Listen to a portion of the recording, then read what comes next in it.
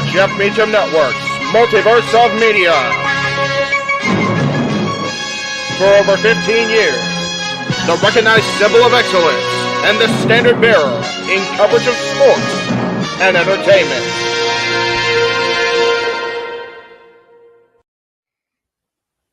JJ, Jeff, you want to kick this thing off? Because I'm still trying to process everything here. Yeah, it's like, who wants to go first? Yeah, who wants to go first? Well, Come on in. It's open mic night with your host. you could maybe say there's really 4 topics, but it's split into 6. The Renegade, J.J. Williams. The Sammy and Eddie Kingston thing, which one's the better smelling turd? And his panel of co-hosts. I am the founder. We'll call me that for today since we're going with the Jeff Jarrett love theme here this week, according to JJ. The West Coast Professor, Jeff Meacham. Karma is karma. That's professional wrestling! Damn it! The Simple Man, Noah Foster. It's showtime! Yeah! How you doing, JJ? How you doing, Jeff? James. Yeah. And the He-Man, James Hebert. Imagine Bill Burr, Joe Rogan, Paul White, the Baldies. There you go. It sells Oh, itself. God. Get in there. Short his ass and shit the bed. He's not Amber Heard.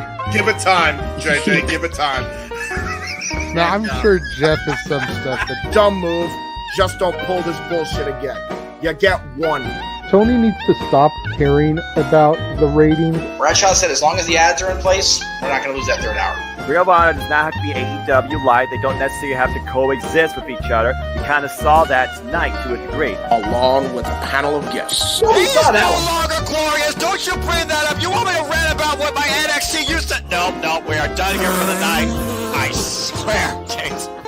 Because you never know who may show up for open mic night. I leave our company in the capable hands of an extraordinary group of superstars, employees, and executives. The first thing that came to my mind was, it's about damn time. Amen. I literally touched everybody in the state's trash. So it's horrible, you guys. Peyton's new thing is Dennis the Menace, but it's funny because she calls it Dentist the Medicine. And That's great. When Elliot Taylor came out and did Born for Greatness live, I was popping my pussy, having a great time. I didn't care.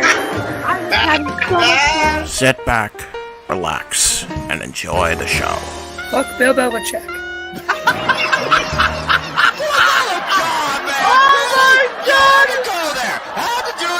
Football thing. We ended on wrestling, and then you bring in that shit. That's just how the fan goes off the damn rails.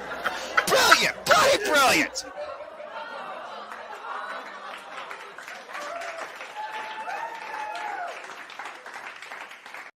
Merry Christmas Eve! Eve, that is. Boys and girls, welcome to the Jeff Meacham Network Multiverse of Media's special presentation on this December 23rd of Open Mic Night. Now, as I am live going around the world to deliver the toys to all the good boys and girls around the world, I of course cannot be there in person, so I now bring to you our host for the evening, the Renegade himself, J.J. Williams. Ho, ho, ho! Thank you very much, Santa. Welcome to this special edition of Open Mic Night. And we have our panel here joining us this evening. We have the Simple Man, Noah Foster. We have Charlie Hebert. We've got special guests. Big Baller G is in the house. We've got the real elf, supposedly, Josh Mansfield. And it looks like Jeff is having technical difficulties. He was there, and now he's not there, and hopefully he'll get back there sooner rather than later. It is what it is. Oh, there he is. There he is. I don't know what the hell. Clearly the phones. Okay, so this has been a day, but it's over, and we're going to start the show right. And I already screwed up by not. Thank you, Santa, for starting the show right, because Lord knows the real Jeff can't do it. Yes. Gabrielle, hello. Happy holidays and Merry Christmas to you too. We've got Zach in the house saying, let go. Let it, baby, to do it. Kedrick Jones, what up, guys? Apparently, Zach is the king of Bourbon Street. I don't know, man. You got to get us back on those TVs at the club, right? To get that name going again. According to his status, he's leaving Bourbon Street and going back home. So we may have to be in a different part of the country after the first of the year. Hey, as long as we're still on TVs. I mean, that's fair. Yes. Thank you, Daniel. I was going to get to that. There are no wrestling topics tonight unless one gets super chatted. We will address something if there's a super chat for a wrestling topic, but we are just talking Christmas this evening. This is going to be a little bit different for some of us. I know Noah is kind of dreading today, stepping out of his wheelhouse. But I have a really good feeling tonight. It's gonna be a good one. Yes. We've been hyping it to you guys for the last month or so. We have the Wheel of Carols. A $5 super chat will get a spin of the Wheel of Carols, and then we will make fools of ourselves. Oh yes. By singing along to the song that comes up on the wheel. You got a super chat? Darren, we don't mean Santa. Santa was already on at the start of the show. This is Jeff. Why are we confused? We've got a few different songs on there right now that are in the public domain. Yes. So they will be a cappella. That way we don't get copyright pinged. If we do decide to change things up, some songs get deleted from the wheel. We may do some interpretive performances. Things like James's Morgan Freeman may make an appearance. I may be doing some Bill Shatner. Some stuff to kind of mix things up and have some fun, because that's what the holidays is all about. Yes. Family, friends, and fun. The 3 Fs. So who's ready here, gentlemen? Hey, you know what? The fact that we had a Christmas show and we still started with Josh saying F. Bill Belichick and Jesse popping her pussy. Let's do the thing, kids. Let's do the thing. Woo! I'm not gonna lie. I contemplated going back to the intro for tonight because I felt like those two things being uttered on a Christmas show might put us all on Santa's naughty list. Right. Yay, spins! Yeah. We are starting already. Here we go. Sing. Noah didn't even get a chance. Noah hello was like, I've never seen Noah look with so much dread. He was like, oh God, it's gonna happen. He's like, please heed my advice, please. The poor Yabba is so conflicted about this tonight. I love to sing. I love Christmas songs. This is gonna be good. Another one. Yay! Wow. Stop it! Okay, so hang on. Okay, hold on. Before we get carried away, we got to do this one at a time. Yeah. And while Janie's bringing the wheel up, you get a spin. You don't get the choice. Yeah. The wheel is random, so we appreciate OJ Simp. Asking for a particular song. If it's in the wheelhouse, if it's in the wheels library, we will land on it. We'll sing.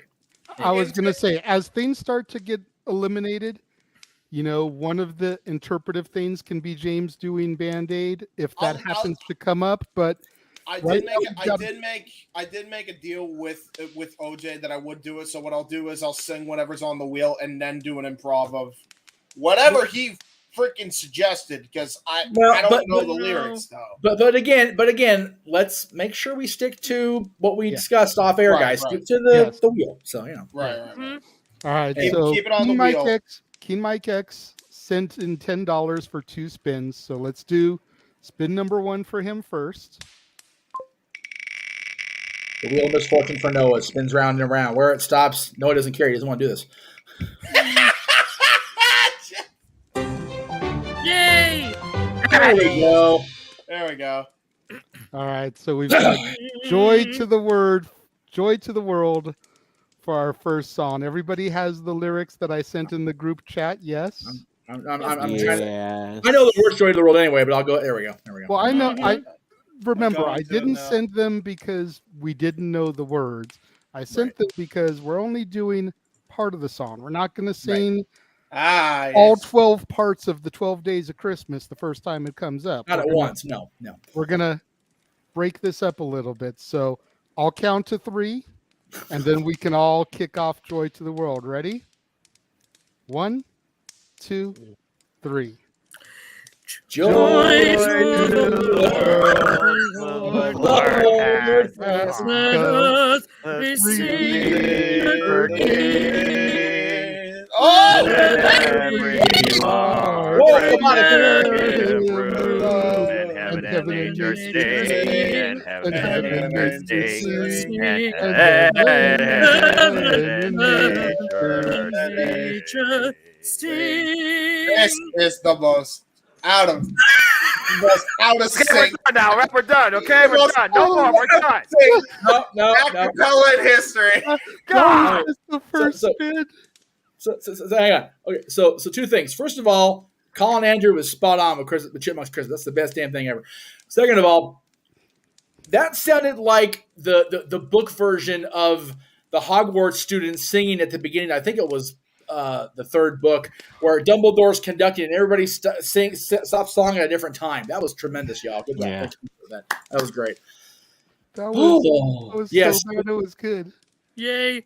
I love it. We're Noah. on Champions with Muscles status right now. I was about to So say, good. I heard you sing it over there. You sang pretty good. Noah, you sang beautifully. What's the hesitation, brother? Come on, buddy. don't sing. No, good. Well, man, just sang. Come on, man. I can't be the only great voice in here. I know you can sing good. I haven't sung very well just like now. a singer since 8th grade, dude. You got this, brother. Come on now. Hey, we got to give the second one totally to Noah now. Hell no! You want to go that far? Wait a minute, All right, wait a minute. people. I dare you. Super chat $25 and I'll do a damn solo. I dare you. All right, there we go. You got down. Ain't nobody big balling tonight. Yeah. Yes, thank you, King Mike right X. now, shit. Because I'm in a choir. I have multiple masses tomorrow I have to sing for. This is my jam. All right. Here we go. Let's all right, JJ. Second spin. Yes. Okay, watch this. Oh my god. Yes! One of my favorites. We're butchering all the Jesus songs first. Just want to throw that out there. We are, yeah. Let's get him out of the way. That's right. All right, here we go. All right, hold on. I gotta get my thing up. Okay, Yeah, here we go. What? We're gonna get things Is everyone ready? Yes. I'm still trying to find that. I don't know why I can't. Okay, find no it. worries. Let me know when everyone's got the lyrics in front of them. It's Jingle Bells, right? No, it's Hark the Herald Angels. Oh, how? Because it landed on Hark the Herald Angels. Okay, then. Is everyone ready? Yes. No, but I'll try. Go All ahead. right. 1, 2, 3. Hark the herald angels sing, glory to the morning. Peace on earth and mercy on God. Reconciled, Joyful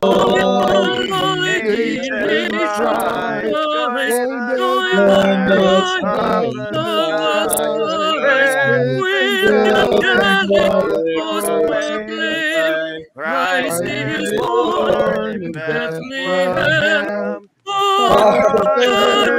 Angels sing, glory That was That wasn't me laughing at us. That was me laughing at Big G Super Chat. Wait, what you talking? Wait, what you talking? Throw it up, throw it up, throw it up. Solo time, baby. But we still have to get to the other $5 chat first. Yes, there was another. The one from OJ. Balls over this, man. You gotta be kidding me. Oh my God. It feels like Christmas. My night's made already. We did my 2 favorites on there, so my night's made already. Okay, you know what? I'm trying to stay Christmas, but I'm really hot in this hat, so give me a second here, y'all. Yeah, No don't blame worries. me, bro. I need a minute to get the tears out of my eyes from laughing. Seriously? Us fat guys can't do hats, bro. No, I am a hat guy. I just can't do Santa hats. That's all. Yeah, exactly. Well, Oh yeah, my the furry God. hats make us. Which is why Santa does the cameos, not JM. Anyway, Oh, sweet baby Jesus. that should be on there too. That's a great song by the Gallon. Anyway, Noah, never tempt me. Never tempt me. Especially calling him out saying nobody's a big baller on here. Like, dude. Yeah, we have Big Baller G here. What do you mean, Noah? He and I have gone through this a couple of videos. I thought for sure he only rolls in plastic, budget friendly. Okay. All Damn right. it, Big G! We still have another spin, right? No, Let's see what comes up for OJ besides his request. Yeah, so this is for OJ Sim. Yeah, So so we have to do that spin. And then you were gonna the song he's asking for, James, is "Do They Know It's Christmas?" Oh God, that song. You just put the wrong thing. Oh no, then I can't. Not on the holidays, man. Good dark humor attempt, but no. I can sing. I will sing "Africa" by Toto. Fudge. But in a way, Oh my God. We're 20 minutes in. We got two. Let Jay spin the wheel, y'all. Jesus.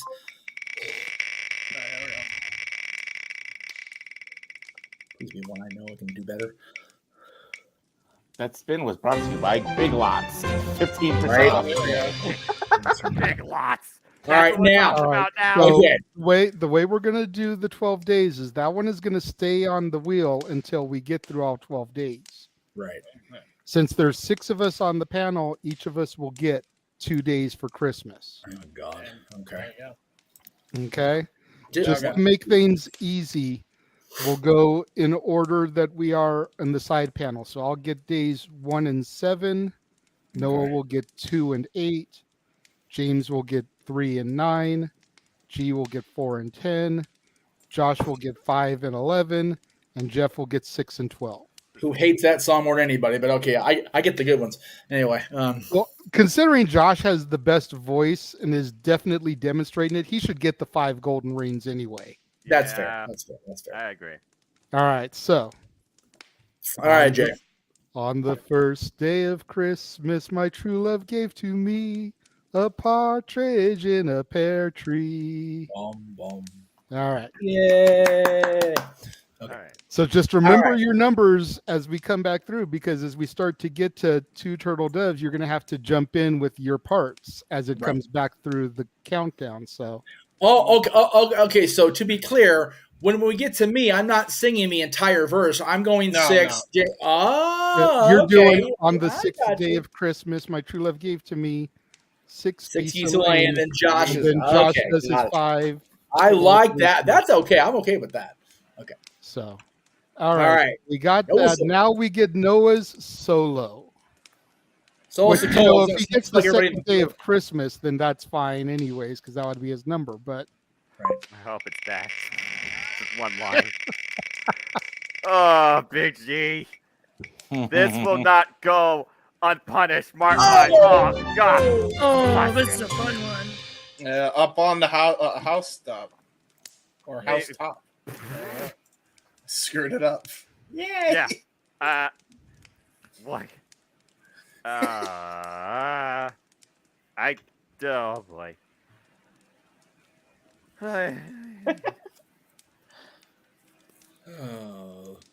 This portion brought to you by the COVID test in the lower third.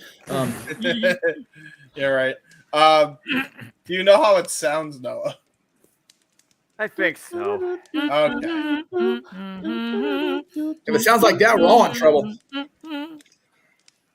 Oh, God, Lord help me. I better get all this super chat. Screw YouTube algorithm and Okay, well, considering my channel's the only one monetized, I will do my best to get it to you in a timely manner, bro. Yeah, it's so good. Keep in mind, I get paid the 21st of the following month because I am getting paid this time. So at least there's something. All right. Here we go. Play.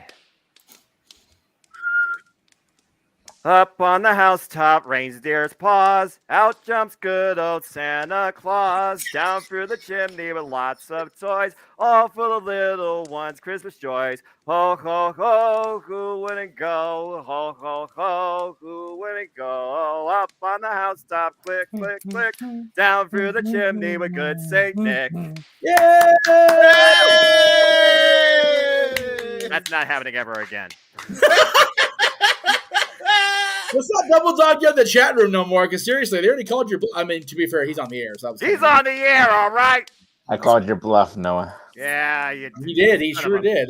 No double down. No double down. All right, get back on routine.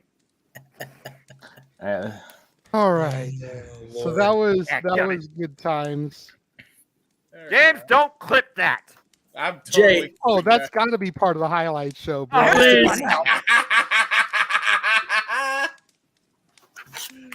It was pretty good. It was pretty good. All right. Don't have Joey Styles in a headset. Next time, now we got to do a Joey Styles interpretive for Oh God! all together. Well, just like what you do to you can't put carols and wrestling in the same. Oh, for the love of true. That's true. Actually, Noah, you can go on YouTube after we get off the air and look up Roddy Piper's 12 Days of Christmas. Oh my Jesus! Yes, because that is some of the best stuff ever. And that stops the wrestling conversation. And honestly, if YouTube has been cleared thanks to the lawyers of WWE, it's definitely on the Peacock app because it's the first clip on the season's beatings thing they put out recently. So it is viewable wherever you go. Right. Are you okay over there, Noah? I'm fine. Everything's fine. He'll live. Damn it. I would gladly volunteer to do a solo, but guys got to donate for that. I'm not cheap. You know what? Listen, $25 and I'll sing like David Jordan. I mean, you know what? That's a fair bar. Noah threw out 25, so anybody wants to put in 25 and have any of the other five of us do a solo song, you preverts. Yes, that's fine. I got in trouble last night for not finishing my sentences last night, so Don't designate me. That's all I gotta say. So anyway, Noah's out for the night. Yeah. Noah's off if you're done. Yeah, that's. Yeah. While we wait for more super chats potentially to come in, we're gonna kick off the show with some discussion. Let me see here. I had the run sheet. Let me see if I can find it because everything kind of got lost in the group chats. As it is. Okay, Christmas songs. Yes. That's what we were going to kick it off with. As we are here singing, yes, we're going to have a little bit of discussion about some Christmas songs. Noah, since you just had that illustrious solo, we'll turn it over to you. I mean, being a man who attends church, I know you've sung the songs of the hymnals. Are those your favorite Christmas songs? Do you like some of the standards that you hear on the radio station every year? What are the Christmas songs that you listen to every year to kind of get you in the holiday spirit? Well, I mean, I'm not going to lie. Yeah, of course I go to church. Praise be it. I mean, again, the season is about our Savior. Amen. That being said, yeah, there's a lot of them that I do like. I literally did musical Name That Tune with my teen church ministry, and most of them got most of those songs less than 3 seconds. As far as favorites that hit me related to the hymns, I mean, there's definitely several few. I still go back to Temptations, a version of Silent Night, because when my dad, God rest his soul, used to be alive, me and my mom, my dad used to sing that together. I was always the deep voice because that's just the way my voice has always been. So that's definitely up there. One of my all-time favorites is probably Mary Did You Know, because, again, that definitely tells the story. And as far as outside church, it comes down to, well, we'll probably talk about later. So looking at this, I'll leave that then. But I would be lying, not just to y'all, but to him above and my father, God rest his soul, if I didn't say most of the hymnals that I have sing in the past, and literally just 2 weeks ago, outside my Name That Tune game, have definitely been the ones to grace my spirit in the right light. There you go. My brother. Testify. James, we'll throw it over to you next, and we'll just kind of go around the horn. From James, we'll go to G, to Josh, to Jeff, and then back up to me. I think one of my favorite Christmas songs that I've, and this is just in general question, are we talking hymns or are we talking Either or, like it can be the traditional hymns. I mean, the songs out of the hymnals are more or less what we have on the wheel, because those have been, Tradition. 100, 200 something year old songs that are in public domain. We don't have to worry about, the songs that Gene Autry wrote and the songs that, John Lennon and Elton John and Mariah Carey, so on.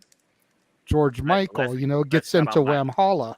The less we talk about Mariah Carey and Wham, the better off we are. Stick to Johnny Mathis. Thank you. Hey, Amen, my brother. Zach brings up, 16-week at #1 run by Mariah. You can't say much about it, It's Mariah Carey. People love the voice and the body. Of course it's going to be #1. I don't care about the former Mrs. Nick Cannon. Considering that man is about to have his 12th child. Damn! This year. Hey, that's not the Christmas spirit, man. What are we doing? I know. Let's not get sideways on paternity. James, name your songs. Thank you. My song. Okay. So some of my favorite songs, like I'm such a sucker for Jingle Bell Rock, man. Oh yeah, I am, man. Like I'm that's like a dance type of tune, man. I'm so ready for that, man. Like that's my jamily, dude, all the time. Dude. Jingle bell, jingle bell, jingle bell rock. Yeah, there you go. My favorite. Maybe that can be one of your interpretive performances. Yes. Get that in there. It needs more jingle bells. I gotta have cowbell. No. That's the song I like. Jingle bells. Jingle bells. Why must the bells always jingle with the? You're going like into Ric Flair now. A little bit of Jerry Lewis, a little bit of Christopher Walken there. It's all good. I thought we were more going blue collar comedy. I thought we were just going country here. Jeff Foxworthy just joined the set or something. Wow. There we go. If you think the Nutcracker is something you did off the high dive, you might be a redneck. Another good song, Redneck Christmas. If your version of the mistletoe is honestly a leaf off a freaking tree, you might be a redneck. And by the way, that I have not stopped listening to that big FU song to the liberal agenda on the holidays. Buckaroo holiday. Oh yeah, that's great stuff. So damn it, JJ and Jeff. Thanks a lot. Happy Buckaroo holiday, baby. That's right. All right, Big G to you. So I've literally been listening to Christmas songs all month long on Sirius XM. There you go. So my favorite song is obviously Jingle Bell Rock. I listen to that nonstop. Lately, a song that's been hitting me is What Christmas Means to Me. Nice. And then these two songs that are on the radio, I think one's called Disco Santa. It's like it's this weird. You have to find it on YouTube. It's a band that does. It's called Disco Santa, and it's to the tune of YMCA. Oh Jesus! It is funnier than hell. And there's another song out there too, funny as hell. And then another song that's been playing a lot lately that we'll talk about later of a movie is Christmas Vacation. Okay. Josh, floor is yours. Oh, here we go. Brother. We're going to be here a while. Yeah, a little bit. Somebody super chat to break up the monotony because Josh is going to go on for an hour. Yeah, pretty much.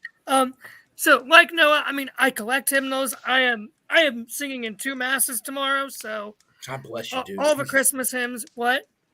God bless you. God bless you for singing twice tomorrow. God.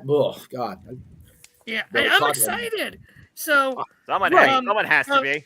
Let me say my least favorites first. All the Wham crap. Santa Baby, Baby It's Cold Outside. Christmas Shoes.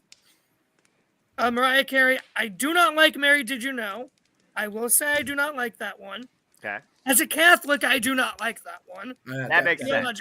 That's fair. That makes sense. I don't hold that against you. Of secular songs, Believe from Polar Express is my number one. Really? Then number it's two, so good. Number two is When Christmas Comes to Town from that same movie. Johnny Mathis, Need a Little Christmas. And then from the second of the three Grinch movies, Dave Hill, Where Are You Christmas, one of my favorites. Yeah. Definitely a different tone. And then a newer song I like, it's called Candy Cane Christmas by Darius Rucker. So good. Ooh. I love his Christmas album. It's so good. Good. And then, so of course, Zach, you can shush it with your ain'ts, because you're gonna lose tomorrow. Oh. Not Christmas. Yeah, I know. Keep it on topic. Yes, Yeah, let's okay. try to keep it reeled in here, guys. Of course, this isn't a tomorrow normal I'll open be mic singing all night. the hymns. Thank goodness. My favorite, number one, all-time Christmas song, O Come All Ye Faithful, A Day Ste Fidelis, and I can sing 5 of the verses in Latin by memory. Hint, hint, if you want a super chat. We already did solo, kids. We already did Hark the Herald Angels Sing, which is, Charles Wesley hymns. So freaking good. One of the underrated hymns I love, it's not as known, In the Bleak Midwinter. If you've ever heard, it's so good. One of the traditions at my parish is right before midnight mass, we have a procession to the crib, and we sing the Italian hymn, Tu scendi dalle stelle. That's a few hundred years old. It's so fun. I heard the bells on Christmas Day is just, I've learned to really love that one this year. And then a more recent one by Peter Hollins, December Song. If you've never heard that, go listen to it. It's so good. And I have an entire 8.5 hour playlist, if anyone wants it, which JJ and Jeff have. There you go. So Find it on there your you go. Spotify, folks. That's I right. respect that, Josh, a lot. Like I said, man, from one man of Christ to another. God bless you. I've got my own 8.5 hour playlist, almost 9 hours now, I think, because I added some stuff to it this year that I heard. A couple of songs from the Santa Clauses and some other stuff. But it's funny. Hark the Herald Angels Sing, I never disliked. I just kind of always tolerated it. Yeah. Until Josh, hold on. Until I heard the version that the Fab Four did. They're a Beatles tribute band. And a couple years ago, they took Christmas songs and they used the melodies of Beatles songs. So they took Hark the Herald Angels Sing and they put it with the instrumental for Help. Interesting. And I was just blown away. I was like, okay, this is interesting. They do Rudolph the Red-Nosed Reindeer to I Saw Her Standing There. Jingle Bells to Tomorrow Never Knows. You've got to look it up. The whole double album set is on Spotify. If you've never heard it before, Josh or Noah, check it out and let me know what you think of their version of Hark the Herald Angels Sing. It's good if you're a Beatles fan too, because it definitely gets your toe tapping. Shout out to Aaron Riff and Beatles, definitely one of my all-time favorites. I mean, I've had plenty of hard days, nights. See, chewing on a wire? Yes, Darren. Donations are welcomed all show. Oh, yes. Yes, our donations We have welcome. more Yes. stuff. We have more stuff on the wheel. We've added some additional stuff to the wheel as stuff has been taken off. Donations and super chats are welcomed the entire broadcast. Just Meacham? keep in mind, $5 will get you a spin of the wheel, and if you donate, $25, you can ask You'll for get a solo from somebody, or you can take 5 spins. Just no more solos from Noah. He set right. the bar. He did his solo. I'm going to The raise it. The only time you're ever going to get another solo from him tonight is the 12 Days of Christmas. Or you When donate he gets 50. his line. Yeah. Oh, there you No, go. listen to If this. you donate No. 50, you'll No. get another solo from Noah. Jesus. There you go. All right. That is- So Go my ahead, Jeff. Christmas I know me and you did like an entire broadcast a couple years ago of our favorite Christmas songs.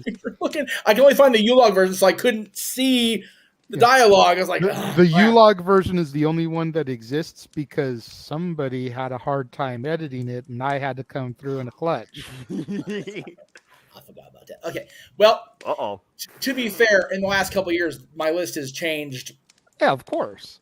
Additions and subtractions. I figure in a couple more years we'll revisit it and do it again because more songs come up. But and just do 3 versions: one where we don't edit the songs out, where we do put the songs in, and then have the U-Log behind us. By the way, speaking of U-Log, I have to commend producer man here. The crackling of the fire you hear and the motion behind us is all JJ. So bravo on him for setting us up tonight. That's brilliant. Appreciate that. Good stuff. I found a GIF with snow falling outside the window, which is wonderful. And then I just downloaded a YouTube video of crackling fireplace, snipped it to about a 30-minute audio clip, uploaded it, and I put it on loop. That's what I figured you did. You're It's brilliant. It's brilliant. Yeah, I love it. Thank you. Yes. Thank you. You're ruining the immersion. No, because as content, James, as content creators, me and Jeff get questioned all the time about stuff. That's fair. How we get started, how we do stuff. Yeah. So just 'tis the season of giving, right? Putting it out there. That's fair. That's what I did. And inspiring. And I found a Santa clip art to replace our logo, so it looks like Santa and his reindeer flying in the air above you, James. Oh. Did you even notice that, James? Other side. There he is. There he is. There he is. He's right there. My head is not a landing pad, Santa. The fuck? I know I got a big head, but criminy. Hey, don't insult the big man in front of his own. If you want to move me, I got a gigantic cranium, but it's prove this because I can't find a Santa hat to save my damn head, to save my damn life. So, there is that. Not that I need one because Santa's. I don't need it because I'm not Santa. Yeah. Anyway, just take it off from my head. I like this. The big off launch point. Anyway, Rudolph, what are you doing? Doing the 2-step on my head? See, King Mike X was immersed enough where he bought it, so that's the mark of a good job, well done, sir. Yeah, that's fair. I talked about this. I don't know when it was, a couple days ago. Maybe it was last week's show. Frosty the Snowman, specifically the TV version by Jimmy Durante. There is a CD album version by Jimmy Durante, but no, you gotta have the TV thing with that. Happy birthday, Snowman. That's right. Yeah. Willie Nelson's Frosty the Snowman is also great, just because you can imagine him taking a puff between Frosty the Snowman was a jolly happy. Yeah, man, this works out. Yeah, I mean, he's on for a reason. Exactly. Rudolph, either by Gene Autry, because that's the OG, or the TV short version by Burl Ives at the end of the movie. Also good. One of the few good things about that Rudolph movie, because as we all know, JJ, in that movie, Santa's a dick. We'll get to that when we move to the movies. Don't get ahead of ourselves, Jeff. I know. 1998 one's better. Which one? 1998. I sent you the link, I think, last year. We did. We did. I actually have watched that previously. It was good, but we'll talk about it later.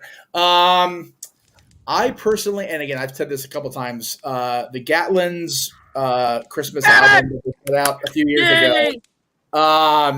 years ago. Specifically, Darren, One second, Jeff. Darren, I see your super chat. We will get to it as soon as Jeff finishes his spiel. Yeah, ahead, I'm almost done. Sweet Baby Jesus by the Gatlins is beautiful. Their version of Silver Bells brings me to tears, regardless of when I hear it. They Larry and his brothers they're harmony geniuses. I swear to God, they took the soul of the Beatles and just made it country. They're beautiful. The Home Alone soundtrack was mentioned. I love Somewhere in My Memory. JJ pointed that out, how good that was 2 years ago. And I listened to it by itself. It's like, God damn, this is good. Every time I hear that song, that gets me in tears. Right? I sang that in high school in choir. And now that I've heard it on its own, it brings me to tears. When I watch the scenes where the mom comes home in both movies, it's just like, blah, blah. Oh, it's awful. Ugly crying. Bad. Yeah. Home Alone 2 actually is worse for me now than the first one. I don't know. Told you. Yeah. I know you did. I keep telling you. Even Cece agreed with me the other day. I was watching them, and she was like, "Part 2 is better than Part 1." I was like, "Come here." big hug kiss. I was like, that's why we're together. God damn it. We agree on that shit. It's one of those, they're both basically the same story. Like I said, movies later. Yeah. But yeah, those on my list for sure. My favorite, though, and this is going to sound horribly self-promotional or corporate spiel, the background tracks on Main Street always make me think of Disneyland, and the versions of the songs are just beautiful. And Tra-la-la-la-la. Tra-la-la, Rudolph. That's it. I promise you, if I can find a way to get it on the air where I'm not worried about monetization, I'm going to play that version. People have been asking me for years, what the shit are you talking about, Meacham? Cut the shit. We're going to find a way, because there is a version that they play on Main Street. There's no actual lyrics. It's ding, ding, ding, ding, ding, tra-la-la-la-la. We heard it in Florida in 97, and my mother just had a weird tick to it. It's become a thing now. And then when they moved it here, she was like, I ain't going no more. It just became, from what I know of the story, it became one of those things that was done just to annoy Donna Meacham. Yes, and has transcended to where it was done to annoy Dylan's mom as well. Yes, yeah. Anytime you can annoy the women folk, it's a good day, Tater. Anytime, especially the women folk mention. Although I love my mother, and I'm so happy she's able to be joking about this now. But yeah, it's become a thing where if you're not a huge fan of the Disney ambiance Christmas, first of all, why are you there at Christmas time? Because if you're not a fan, what the hell? But if you're going begrudgingly, like Noah's singing begrudgingly tonight, that's the song to put on to make sure you stop and like, oh, listen, and then we just tra-la-la, and they scamper away in fear from JJ and I. It's hysterical. It's beautiful. I had never heard it before until I went at Christmas with Jeff. He had told me about it. He'd even played the song for me at home on the Main Street music loops that you can find on YouTube. Yes, they're there. And then we went one year and we heard it, and it just got stuck in my head to the point where every time any version of Rudolph comes on now, yes, me and Jeff just kind of looked at each other. We're like, tra-la-la-la-la. To the point where it was a good thing we were on the second floor and Dylan's mom isn't exactly fast mobile, because we'd have been thrown off the balcony, or at least ran off at one or the other. It would have been a thing. All right. Do you have any other songs to mention, Jeff? No, I'm good to go, brother. Let's do the Super Chat thing. Let's get to Darren's $10, so that's 2 spins of the wheel for him. Yes. All right. Noah's just going to have the most begrudging 2 hours of his entire YouTube existence tonight. These are my favorite of my YouTube existence. So Emmanuel, I guess you're not paying, like, we've been singing all night, brother. Yeah, for real. Yeah, we've been singing and talking about the songs all night. Emmanuel, he may have just joined. I haven't seen any comments to him previously. Yes. So he may have just joined. So, Emmanuel, if you donate a super chat, we are doing songs. You go to the Jeff Meacham Network version of the stream, and $5 gets you a spin. $10 gets you 2 spins. If you donate $25, you get 5 spins, or you can get a solo from somebody. Let's go. And if you donate $50, you'll get a second solo from Noah. We're upping the ante, I see. And as you can see, some stuff has been added. We've got story time with Santa, story time with the Renegade, interpretive performances on there. Let's see what we get this time. Please land on me. Please land on me. On Silent Night. There we go. There we go. This one I know. Traditional as it gets. All right. Let me find my song sheet here. Bring us some figgy pudding with bacon. By the way, as we're looking up the lyrics here, I love how nobody notices Big G and I's fucking names right now. Like this entire time. No, we got it. Okay, cool. Wait, hey JJ, just to clarify, yes. Are we doing "We Wish You a Merry Christmas," "Good Tidings," and then back to "We Wish You a Merry Christmas"? No, just what's on the sheet, right, Jay? Yeah, just what's on the sheet. So, trying to keep it short so we actually do the discussion part of the show. Yeah, so we can put a little bit of stink on the "and a Happy New Year" as we end out of it. So, yes. Is everybody ready? I'm ready. All right. 1, 2, 3. We wish you a Merry Christmas. We wish you a Merry Christmas. We wish you a Merry Christmas. Happy New Year. Good night, we bring.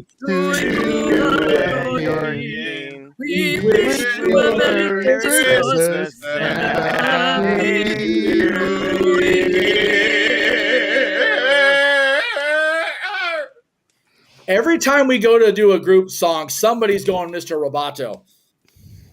Hey, you know what? I think it adds to it this time. To be honest, yeah. I think it's just all the feedback. Yeah, I'm pretty sure it's 6 microphones overlapping at different 6 intervals. mics overlapping. 5 crazy songs. 4 friggin' migraines. All right. Story time was saying this. Okay. All right. Well, as we all know, Santa is getting ready for his big journey this evening. Yes, he is. So we reached out to Santa Claus, and we were able to get a nice video sent in from him, much as we got the introduction video. So for those of us in the room, if you need to take a minute, go to the bathroom, get a drink, you've got about 3.5 minutes here as Saint Nick reads "'Twas the Night Before Christmas." Was the Night Before Christmas by Clement C. Moore. Was the night before Christmas, when all through the house, not a creature was stirring, not even a mouse. Stockings were hung by the chimney with care, in the hopes that St. Nicholas soon would be there. The children nestled all snug in their beds, while visions of sugar plums danced in their heads. And Mama in her kerchief, and Dad in his cap, had just settled down for a long winter's nap. When out on the lawn there rose such a clatter, I sprang from my bed to see what was the matter. Away to the window I flew like a flash, tore open the shutters, and threw up the stash. The moon on the breast of the new fallen snow gave a luster of midday to objects below, when what to my wandering eyes should appear but a miniature sleigh and 8 tiny reindeer. With a little old driver so lively and quick, I knew in a moment it must be St. Nick. More rapid than eagles, his courses they came, and he whistled and shouted and called them by name. Now Dasher, now Dancer, now Prancer and Vixen, on Comet, on Cupid, on Donder and Blitzen. That's where I shine. True story. To the top of the porch, to the top of the wall. Now dash away, dash away, dash away all. As dry leaves before the wild hurricane fly, when they meet with an obstacle, mount to the sky. So up to the housetop the coursers they flew, with sleigh full of toys, and St. Nicholas too. And then in the twinkling I heard on the roof the prancing and pawing of each little hoof. As I drew in my head and was turning around, down the chimney St. Nicholas came with a bound. Tends to hurt. He was dressed all in fur from his head to his foot, and his clothes were all tarnished with ashes and soot. A bundle of toys he had flung on his back, and he looked like a peddler just opening his pack. His eyes, how they twinkled, his dimples how merry, his cheeks were like roses, his nose like a cherry. His droll little mouth was drawn up like a bow, and the beard on his chin was as white as the snow. The stump of a pipe he held tight in his teeth, and the smoke it encircled his head like a wreath. Not so much anymore. He had a broad face and a round little belly that shook when he laughed like a bowl full of jelly. He was chubby and plump, a right jolly old elf, and I laughed when I saw him, in spite of myself. A wink of his eye and a twist of his head soon gave me to know I had nothing to dread. He spoke not a word, but went straight to his work, and filled all the stockings, then turned with a jerk, and laying his finger aside of his nose, and giving a nod, up the chimney he rose. He sprang to his sleigh, to his team gave a whistle, and away they all flew, like the down of a thistle. But I heard him exclaim, ere he drove out of sight, Merry Christmas to all! To all a good night. Nice. Thank you very much, Santa. We appreciate you sending that in. You know what? I'm gonna break kayfabe. I loved doing that. That was so cool, and I managed to get the song in the background because I love "Here Comes Santa Claus," and I don't sing it well worth a spit, so hopefully it doesn't come up later. But that's the kind of stuff that I do when I do the virtual appearances, and I just like I'll read a story like that. I even told the wrestling fans that booked me, I'll read Mick Foley's Christmas Chaos because that's just funnier than hell. Little bit above board for the kiddos in the audiences, but it is what it is. But just didn't get a whole lot this year because money's tight with everybody, and we actually can see Santa in person now. So but any time between day after Thanksgiving and pretty much today, just hit me up and we will get Santa up on your screen. Yeah, I remember I did it 2 years ago. Was it 2 years ago now with my nieces? Something like that. It was 2 years or last year, and I thoroughly because I've had one regular customer. I didn't interact with the family this year because I actually did Disney shopping for her grandmother this year, so kind of got the magic a different way. But I think last year was one of the two because I've only done it 2 years. This is the third year. Either way, I enjoyed it thoroughly. Your niece had a great time, so it was cool. It's been a minute. It's been a minute. I'll do it live. So it's been a minute since I've had to portray Santa for somebody. The one I remember most was back in the old Casa days, and our good buddy Aaron, Double A, was over at his brother's house, and his nephews did not want to go to bed, and it was Christmas Eve. Right. So he messaged me, and he was like, "Hey, can you call me real quick, pretending to be Santa Claus, and tell these kids to get to sleep?" Right. And I was like, "All right, but if we're going to do this, I'll give you like 5 minutes or so, 10 minutes. Change the ringtone for my phone to something Christmassy, Jingle Bells, Here Comes Santa Claus, whatever. Yep. And then let me know and I'll call." And I did. And ho, ho, ho. Hello there. I hear you boys are still awake waiting for me. You realize I can't drop off your presents until you're asleep. He hit me back after I talked to him, was like, "Dude, they were in bed knocked out in 5 minutes." That's great. I was like, that's what's up. That's how it works. So Emmanuel here. Jesus. Yeah. Gave a $30 super chat. So what I want to know, Emmanuel, is do you want a solo from one of us and then an additional spin, or would you like 6 spins? I could. It's your call which one you'd like to do. I want to do a solo. If you want a solo, then you can pick who you want a solo from. Except Noah. Yeah, except for Noah, because Noah's already done his solo. Unless you pay 50. Don't It's exercise your the man. call, Emmanuel, how you want to do it. While we wait for Emmanuel to chime in, I will give my Christmas songs. I like a lot of the ones that you guys named off. Yeah. I think it's easier for me to talk about ones that I don't like. Believe it or not, my 2 least favorite songs are Little Drummer Boy and Silent Night. Really? Silent Night? What? The Drummer reason, Boy, I can understand it. Drummer Boy, the reason I don't like it is because it's so repetitive with the bumps and everything. It just gets on my nerves. Yep.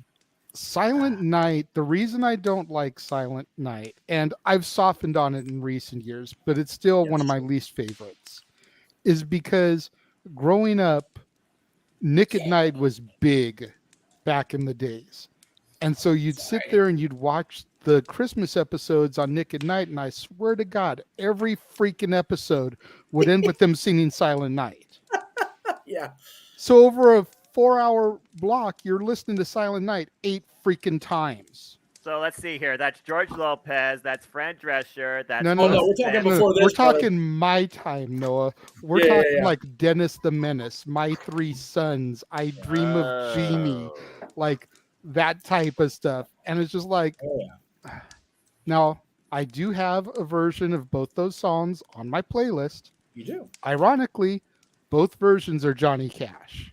Yes. Because I can listen to that man you were sing gonna anything. I can listen to that man sing anything. JJ, I literally tell you the story. Johnny Cash was the very first person I ever heard in music when I was a child. The very first time I ever heard was "The Ring of Fire," and I still know that to this day. Literally, that is my song. Don't get any ideas, Josh. That literally is my song, bro. There you go. My God, what ideas would I get? All right, so hold on. So you think that Johnny Cash just goes, celebrate today? But so those are the ones I don't like as probably accurate. much as the ones that I do like as much as I like the ones everyone named off. I like some of the more obscure stuff.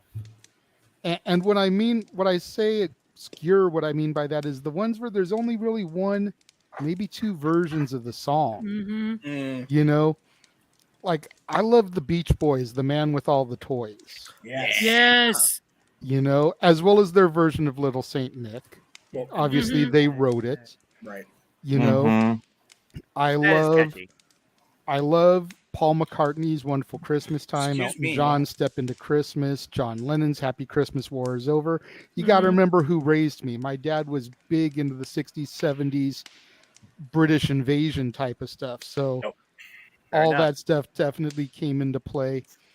My mom imparted a bunch of John Denver on me. So he's got stuff like "Christmas Like a Lullaby" and "Christmas for Cowboys" that are just gorgeous songs. You know, a lot of the country stuff, you know, I'm not the biggest religious person in the world. Like, I'm not Mr. Go to Church, you know. I believe in things, but I don't necessarily believe in what everybody else believes in, if that makes sense. Yeah. But you catch me at Christmas time, dude, and especially when it comes to two specific songs about angels, and I break down every freaking time. Those songs specifically are Vince Gill and Trisha Yearwood, "An Angel Gets Its Wings." Oh my God, right? And Alabama's "Angels Among Us." Amen. Yeah. And "Angels Among Us" is just one of those songs because technically it wasn't even released on a Christmas album. It was released on one of their other albums. But because of the subject matter of angels, it got a hell of a lot of rotation at Christmas time for a reason. Yep. And the entire purpose of the song is just one of those things where it's like you never know when someone is going to be there when you need it. And angels can pop up out of anywhere, you know, a kind word from a stranger, a phone call from a friend just to say, "I understand." You know, and it's kind of funny that at the dark end of the road, someone lights the way with just a single ray of hope. Yeah. And that stuff just like gets into my soul. You're hitting me hard, dude. You're hitting me hard. Angels Among Us is one of my top 3. You're hitting me hard. It's good to know. Good to know, bro.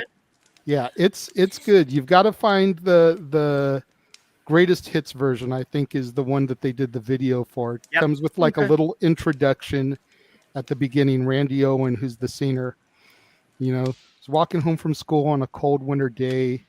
You know, I took a shortcut and I lost my way, and all of a sudden this kind old man took my hand and he led me home.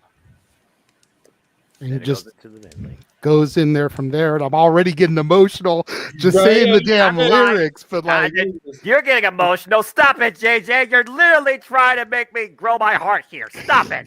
We all know, Noah, that by the time we go off the air, the Grinch's heart will grow 3 sizes. Okay, that's it. We know this is going to happen, but you know, you guys talked about "Believe." I love that song. Yes. I would be remiss not to mention the Muppets and what a huge role that they played in my life. You know, whether it's Muppet Christmas Carol, you know, and Kermit singing "One More Sleep Till Christmas." Whether it's again Kermit on the John Denver and the Muppets album singing "The Christmas Gift." Yeah. You know, hearing John Denver and Jim Henson as Rolf sing "We Wish You a Merry," or no, "Have Yourself a Merry Little Christmas." Have yourself a merry little Christmas. Just so good. And then you figure, you know, in the span of about 6 years in the 90s, we lost both of them. So now you go back and you listen to it, and it's just like kind of haunting. Crazy stuff. One of my favorite songs, even though it does have Happy Holidays, ironically enough. The one, I don't remember the name of it. It might just be Happy Holidays, but the one that's by, it sounds like Frank Sinatra, but I don't think it's Frank Sinatra. Andy Williams? Yes. Love it. I love that so much. I lost the damn bet and had to do a freaking Kane and hat number to that. I love that Nice. song, We have to find that footage of Noah doing a song and dance number with the cane and the top hat. Hey, Simple, we find out Simple Man sings and dances. Yes. That'll be $100 donation if you want to see Noah reenact that. Oh my! You are God. really trying to get Jeff paid this month. Jeff, hey, I've been told off air that whatever we make on this show is kind of getting spread about. The love is getting shared here today. So it's the season of giving. So we got the $30 super chat. We got the $30 super chat. Emmanuel said that he really wants James to do it since he wants to do it. So James will do a solo. And then we'll spin the wheel for the other $5. All righty. There we go. So do you want to pick a song, James, and do something? Or do you want me to spin the wheel for it? What we got on the wheel? Because I did see there was an interpretive option for me. There is an interpretive, but then there's also Deck the Halls, Jingle Bells, Silent Night. I can do that one in 4 languages. Okay, Josh. Can you do it in German? I got the first verse. But can you do it in Klingon? Yes! Star Wars over Star Trek. So. Okay, can you do it in I will look it up. Shit. Klingon v Jar Jar. Let's go. No. Get back on topic here. Yes, James, why don't you pick a song then? Because we're starting to run out of actual song choices on the wheel. And those are the ones in the public domain. So let's try to keep those. Since he picked you for a solo, you can pick your own song and do it however you want. What is it? Just sleigh bells? Sleigh bells lyrics? Just hear those sleigh bells? Sleigh bells or sleigh ride? It might be sleigh ride. See the lyrics for sleigh ride? I think that's it. Yeah, that's it. Found it. Okay, I'm gonna do this in the. Form. Just the first line of this is Christopher Walken. Just hear those sleigh bells jingling, tingling too. Come on, it's lovely weather for a sleigh ride together with you. Outside the snow is falling out, and friends are calling. Yoo-hoo! Pick up the phone. Yoo-hoo! Come on, it's lovely weather for a sleigh ride together with you. Giddy up. Giddy up, giddy up. Let's go. Skip, giddy up. Let's look at the show. There's a show down the road. We're riding in a wonderland of snow. I hope it's not a blizzard. I don't like nor'easters. Giddy up, giddy up, giddy up. It's grand. Just holding your hand. Hold hands. Especially in a blizzard. We're gliding along with a song in a wintry fairyland. Where are the fairies? I don't see no fairies. All I see is a lot of white. A lot of white. Blizzard. There's a blizzard. Ah! There you go. There's my Oh, sweet Jesus. Okay. Like my tagline says, hallelujah, holy shit, where's the Tylenol? give me a bottle of that too, Big G. Jeez. What the? All right. I'm about to go heat up some Angry Orchard in the microwave after this. Got to get something going. All right, here's the spin for the other $5. Here we go. Damn it, James! You freaking holiday idiots! And I'm a holiday festive idiot. Oh God! Yay! Friggin' broken. All right, so we've got Deck the Halls now. Ah, crap. I do not frown upside down, Noah. Shut it, Josh! Nah.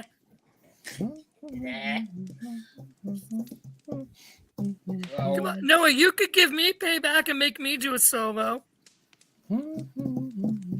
You know. I'm surprised he hasn't done one for me. You got payback on me. Because I had to spend 2.5 damn hours at Walmart last night.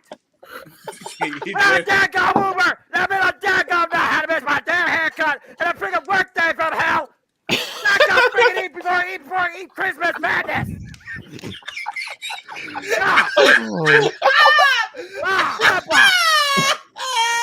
Jeff. Jeff. He loses it all on the Christmas Tasty show. beverage. Oh my god. Cheers to Noah. Noah just went. Oh, Cocoa Superior product. He really did go full McMahon. Like I've never seen anything like it. All right. I've never seen anything like This it. is going on the Is everybody New Year ready show. for Deck the Halls? I am. Yeah. All right. 1, 2, 3. Deck the Deck halls the with halls all with the all holly. Tis the season to be jolly.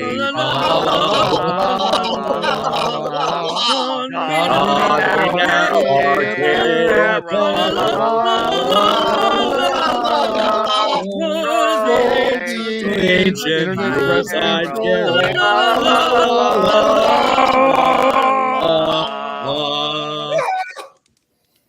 What the hell? As I am Jeff so sang that sorry, muted. Internet.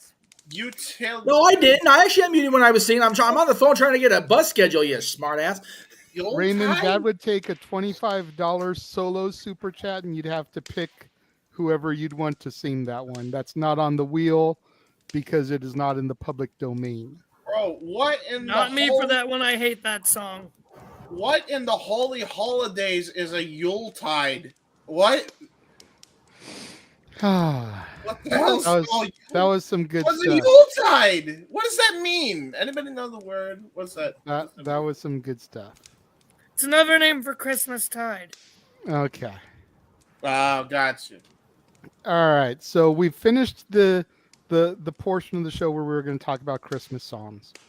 We're going to take a quick commercial message here, and when we come back, we'll talk about Christmas movies and stuff.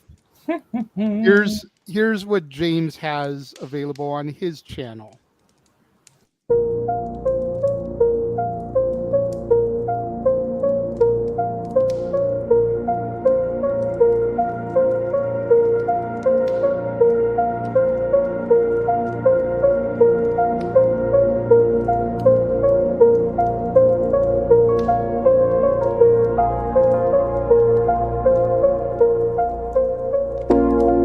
It's out of my hands,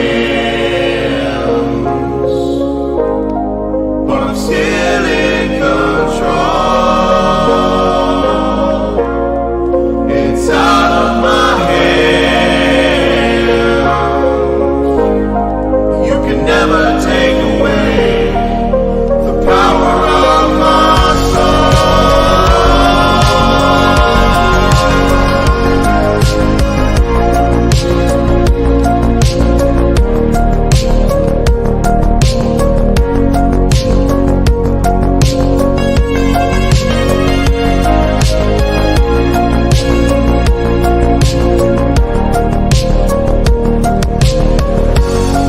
It's out of my hands,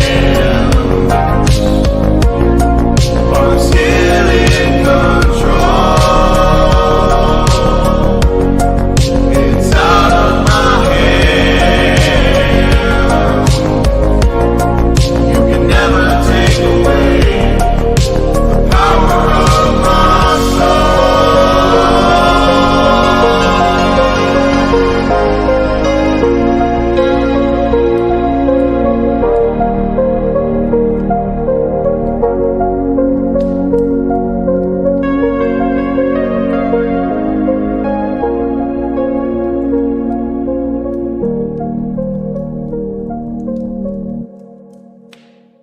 Hello, ladies and gentlemen, and welcome to my promotion video. Make sure you scan the QR codes that are coming on your screen, and make sure you subscribe and turn that post notification bell on. check out the official Button Mashers playlist, where you will find all the Stable Wars that we have done together. You can also check out our watch party of AEW Grand Slam, Dynamite, and Rampage. Check out Shared Experience, the script by Mistress Audio and J. Hebert Side 95 on her channel right now. Check out our Retro Wrestling Review series of Survivor Series 2003 and 2013. Check out J. Hebert's Side of Things Episode 3. JJ always promotes it all the time. Check out Michael X's Let's Play of Star Wars Jedi Fallen Order. 97 Halloween Havoc Retro and Watch-Along as well. You can check out Noah's Simply Predicting on his official YouTube channel, his simple YouTube channel, if you will. 2 episodes of the Don DeMarco Show now in the can, baby. Go check that out on my channel. AEW Spark and a WWE Aftershock on Owen's channel, as well as another retro of Full Gear 2019. You can also check out our official watch party coming up this December for Winter is Coming. Check out NXT Deadline, Ring of Honor Final Battle, and Open Mic Night on both Jeff and JJ's channel, as well as Noah's channel, where you can also check out A Simple Take, where he covers that week of wrestling. Check out our SMBZ voice-acted project over there on my channel. Check out Live Round's official intro and check out their podcast every week. Check out the official intro of Weymouth Youth Wrestling and WYW Immortal. And finally, last but not least, Fully Loaded 2000, Watch-Along, and Retro. And those are the plugs. There you go. That's everything you can find on James's channel. It was asked in the chat if it's updated weekly, James. But then he pointed out, no, it sounds like monthly. Yeah, monthly usually, yeah. He works friggin' every week, so he needs to do at least monthly to have some sort of clarity in his brain. Yes. There we go. And then Noah, of course, went to the chats and reminded everybody $5 super chats for wheel spins, 25 for an impromptu performance, double for him because he doesn't work free nor cheap. He's already endured. And then he Look, also I'm just here to pointed support out, my as the friends. simple That's all we need voice to know of the about me. multiverse, it is his obligation to market and support. But yes, everybody watching, if you're watching and wanting to super chat, there are, besides, trust me, I'll take the super chats on the YouTube because I do get them eventually ish. But direct donations to PayPal, either myself or JJ's PayPal, we can always get those in there too. So or whoever, it's as long as the money gets out there and we get people paid for Christmas, I'm happy too. So it's all good. There you go. All right. So we discussed the Christmas music. Now we're going to move on to Christmas movies. Yes. And for this one, I think we'll go in reverse order. We'll start with Jeff, then we'll go to Josh, G, James, Noah, and back to me. Okay. Meacham, again, me and you have done top 10 Christmas movies. Actually, Christmas just did this. specials. Yeah. I'm in the midst of 31 days of holiday shtick on my channel. Good Lord Almighty. Some days doing more than one show. That's true. You are. So, you are. I am running myself ragged. That's it. Well, you are trying to get that benchmark by as soon as possible. So we appreciate the effort. And support it. Yeah, and well, the first thing I'll say is any of the movies you've got mentioned, they're on your list for the month because they're all fantastic. Yes, even Santa's Sleigh. So, said it. I'm good. There you go. Santa's Sleigh actually surprised me, and I say it surprised me not because I enjoyed Goldberg, because I still don't, but taking the story of Santa and turning it on its ear was a cool little moment. I enjoy the twist on the tale, so definitely give it a look. It's a cool little hour and a half of your time, and I think it's worth it, not because of Bill, but because of the story. The Rankin Bass are always good. My favorite Christmas movies are the Santa Claus trilogy starring Tim Allen et al. And the Home Alone, the first two. Any out of the first two is kind of like, I still encourage to watch because they are cute little ditties, but they're not Macaulay Culkin and Joe Pesci and Daniel Stern. So it kind of is what it is. The magic's not nearly as there as it is in the first two. Agreed. Yeah, picking one, gun to head, I have to pick just one. I will probably say the Santa Claus, the original one. Okay.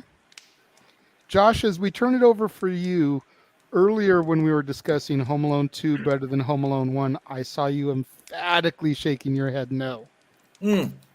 Why do you not feel that Home Alone 2 is better than Home Alone 1? Why do you feel that 1 is better than 2? I feel like we're going to have our own version of the multiverse of media debate here right now. Right. I turn it over to you, Mansfield. You can start. I'll see myself out. No. Come on, Noah. Don't be a potty pooper. Potty pooper. Get in the Who's also chopper. in that Christmas movie. Put that cookie down. What? Hey, Rich, for your You make a information. mistake once, okay. Make a mistake a second time. Put the holiday cookie down. I just don't buy the second one as much. If I'm being honest, it just doesn't do it for me. Also, the old lady, like, you're in a penthouse with room service and everything. You're still just gonna leave the old lady out in the cold? Like, come on. Like, I just prefer the original one. Really. Okay. Between those two. Before anybody retorts, Raymond, we've now mentioned on the air, I think once, possibly twice, Happy Christmas War is Over needs a big super chat because it is not in the public domain, and we need to make sure we have money coming in order to sing it. So please stop asking in the chat room. Solo performance. Yeah. It was mentioned, so please stop chat rooming it. Either super chat it or don't. Thank you. Yeah. Go ahead. So here's my argument to you as far as Home Alone 2 goes. I concede the fact that you make the mistake once, okay, you make the mistake the second time, I'll give you that. The reason why I feel that Part 2 is better than Part 1 comes down to two very big reasons.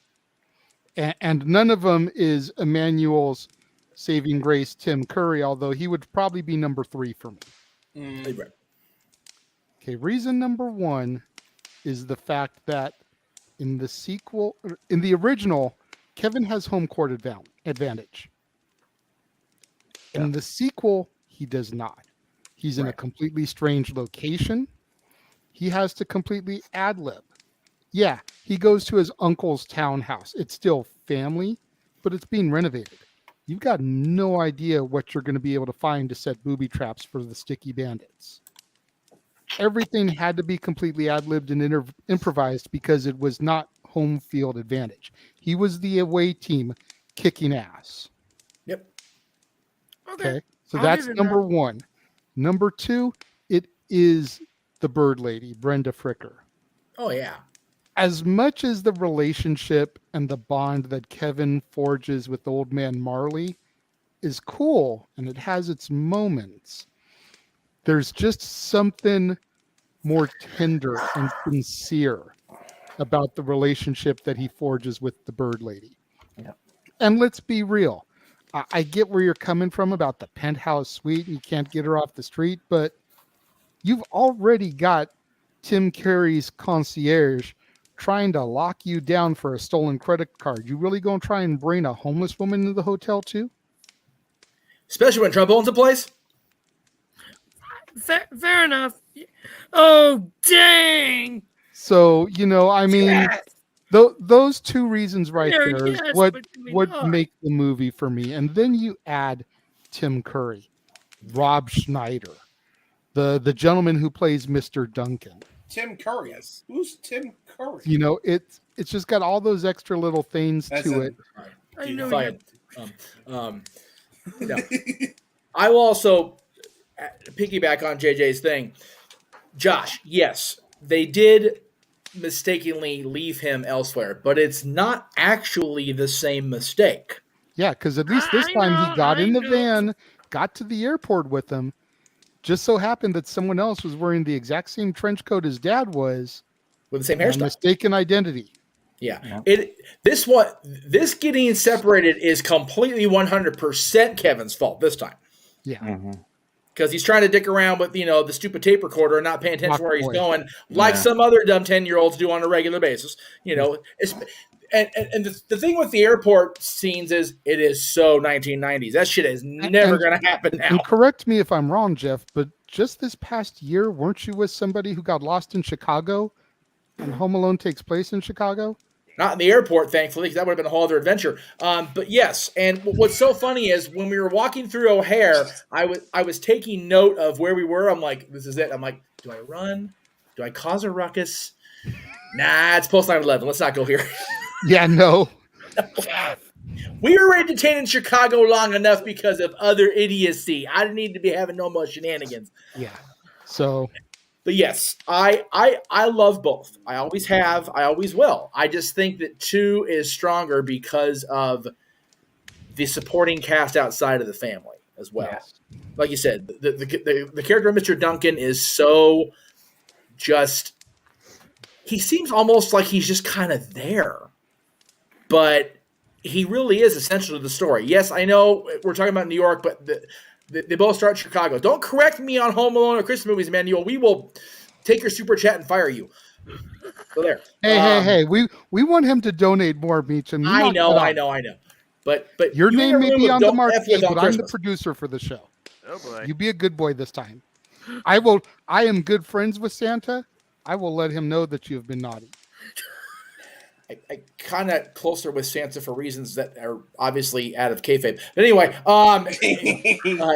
maybe. Anyway, yeah, the supporting cast is good in both, but the add-ons besides the McAllisters, I think, and the basic theme of the story, I think, is just strong enough in 2 compared to 1.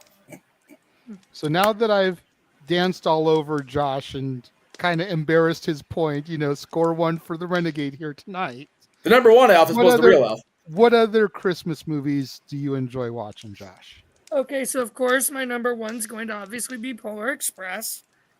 Gee, obviously. Couldn't have guessed that with Believe and the other one in there. Of course. Now, one of my others is A Santa Claus. Not any of the trilogy. Santa Claus the movie with John Lithgow. And Dudley Moore. It is a me and Jay. That's tradition, awesome. Damn it. Yep. Which we'll get to that later, but I digress. Yes. By the shirt. Yeah, that one always been a favorite since I was a little kid. Always. Now, Rudolph. The elf that I am, the one-legged elf that I am. Always love Rudolph. The original, okay. Good, it's classic. The one I always grew up loving was the 1998 animated one. That was my favorite. There you go. So, and that has some of I think that's one of Jeff's favorite songs on it, and JJ's too, by your buddy Sir Paul McCartney. So that one's always a favorite. Now, you guys are all going to kill me for this because I'm about to get my man card taken away from me. Here we go. Completely here. Yeah, I know where you guys know exactly where I'm going, don't you, JJ? Go ahead, say it. My Hallmark Christmas movies. Oh, I love those too. It's okay. What? Yes, I'm not. I can't insult you for that. My dad watches that shit all the time. He does it yearly now. It's just he does it all year. That's all I've had on. They're so good. I mean, the Christmas and Evergreen series, so good. One Royal Holiday that came out a few years ago, so good. Christmas Under Wraps. I hate the sequel they came out with this year that completely buried that movie because Candace Cameron Burr's gone and they buried her in this new sequel, and it's annoying. So those are like my ones, and I actually have a Christmas movie on a Freeform by Jeff's boss. His boss's Christmas Carol. It's on the big TV right now. The Jim Carrey one? Yeah. I'm actually not a fan of that one. I know you said I'm actually not a fan of that version. I only have it on because that's what's on TV right now. No. But, I understand that. I saw your chat and you said I put it on because Jeff would be interested. It's like, not really. Yeah. It's okay. I still haven't seen the Jim Carrey one. What the hell? Oh my God. Can we keep Oh it to Christmas, please, Emmanuel? oh my God! Wait a minute. Wait a minute! Stop the fucking presses! Big G, can we get Jeff Jarrett, My Baby Tonight? I know it's not a Christmas song, but he's such a fan of it. Oh shit! Hey, actually, Well, you know, I it. mean, Big Yeah, Baller G was there when Jeff Jarrett became All Elite. It was the greatest moment in Big Baller G's life. Double J's in watched the review yesterday, What it the was, hell? You know, first this year he wrestles in Ric Flair's final match for the 5th time. Then Jeff acknowledges the fact that he's actually a horseman. And then Big Baller G is there when he becomes All Elite. It's been a banner year for Double J. Yeah. So Big Baller G, you've been called out, bro. All right. Let me do my Let me do my movies first, and then we can do. That's fair. Hold on, before we get to your movies, Josh, were you done with yours? We don't want to step on Josh. The Santa Claus movies themselves, they're pretty good. I don't know which of them I like the most. It's a toss-up at Between this which point. ones? Between all three, or between a couple of them? Between those three. Okay. The Santa Claus movie, of course, is my number one out of Santa Claus movies. Oh wow, okay. See, I think I'm on an island unto myself. I go 3-1-2. I think I'm. Yeah. And a lot of it has to do with Martin Short. Yes. Martin Short as Jack Frost just freaking comes up there, and when you thought the series was floundering with part 2, he freaking does an RBI and a grand slam home run in the same freaking movie, which is virtually impossible for one at bat. But somehow Martin Short manages it. Yeah, I've lightened up on 2 because of your daughter, though, to be fair. So I've lightened up on 2 also over the years, but I still feel it is the weakest of the series. Yes. Yeah. When I did my rankings this month, I gave 3 5.5 stars, or no, I gave 3 4.5 stars, the original 4, and 2 3.5. Like boom, boom, boom. Pretty. Not a whole lot of flux between them. Only 1 whole star between 2 and 3. Right. All right, my last ones. Frosty Returns, just because of the musical number "Let There Be Snow," because as a kid that was like, yes, please. Yeah, I see, Jeff. Okay, as a kid, I love that song. No, I don't. Go ahead. I don't mind Returns. I just wish people would give more love to Winter Wonderland because nobody talks about that no more. So that one's a good. The one with that one's really good. I watched that too. Okay. And then one that's a very rare Rankin Bass one, The Life and Adventures of Santa Claus. Okay. That's yeah. Based on this book, so yeah. Most of a Rankin Bass and their The Night Before Christmas one was pretty good. There you go. That's another one that doesn't get a lot of love. That and Frosty's Winter Wonderland are on the same disc. Yeah. Okay.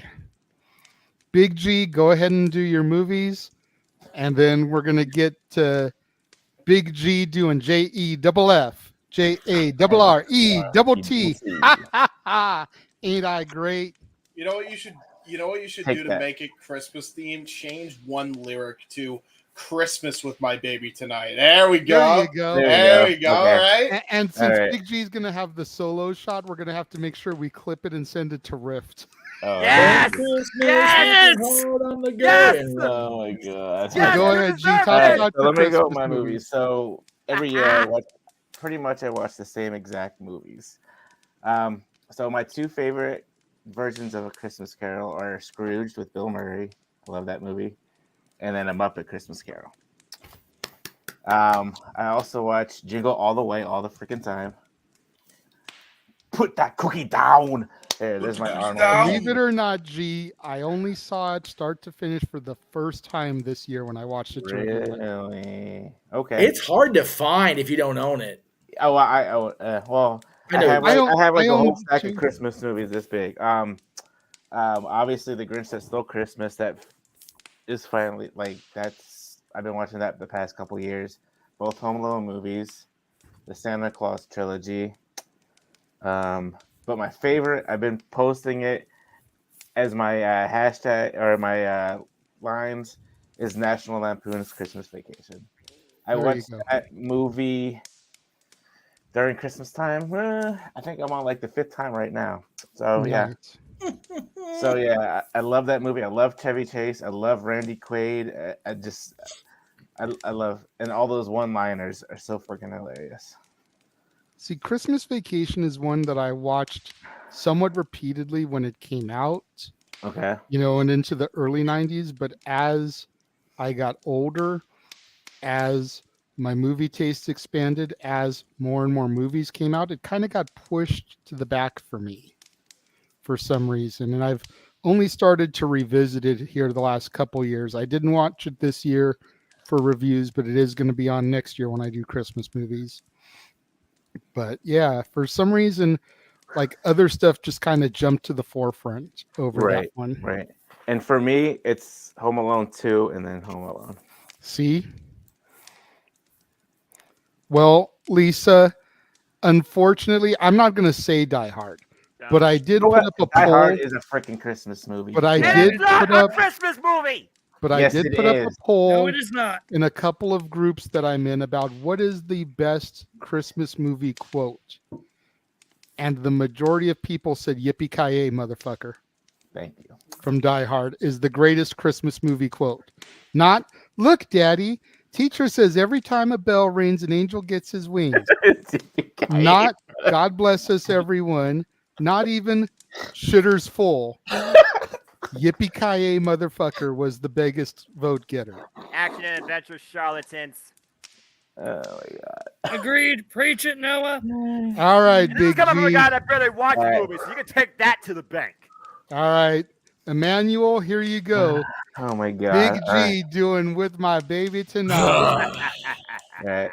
Spend my day working hard on the go, but the hands on the clock keep spinning too slow, cause I can't wait to be alone with my baby tonight. You're good. That's good. You're good. All right, you know, my baby's got me wrapped around her little finger, cause she knows that I'd walk through hell and back just to be with her.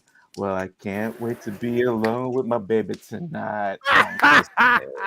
Well, There you go. at Christmas with my baby tonight, though. We talked about this. Yeah, I forgot. Yeah, it's all good. Way to go, Big G. Yeah, take it on the head for the team. I appreciate it. To you, Big G. Besides freaking Aaron and me singing that damn song on the stream for once. Yeah, I think we need to clip that and also send it to Double J and Connie. Right? I've already told Rick about this. See if Big it'll G. get shown on my world. Hey, tell you what, send it to Mikey T. Why is that? Because he's a horseman. That's right, damn it. But he digress. Buy the shirt. He's by the shirt. That was I have my All right, Christmas James, movies. it's on you, sir. So, my favorite Christmas movies, Josh lists pretty much the entire catalog of movies. So, like, one of them is Polar Express. It honestly might be my all-time favorite. I don't know what it is about that movie, but I really like it. Okay. This is going to surprise a lot of people. I don't mind the original, but I personally think the best version is the Jim Carrey version of The Grinch. Ooh, Bar none, hands down to me. I don't know why, but something about the way they told the story about The Grinch, and obviously Jim Carrey's performance was exceptionally good. I mean, that's without a doubt, but I don't know. Like, something about that movie was really awesome to me.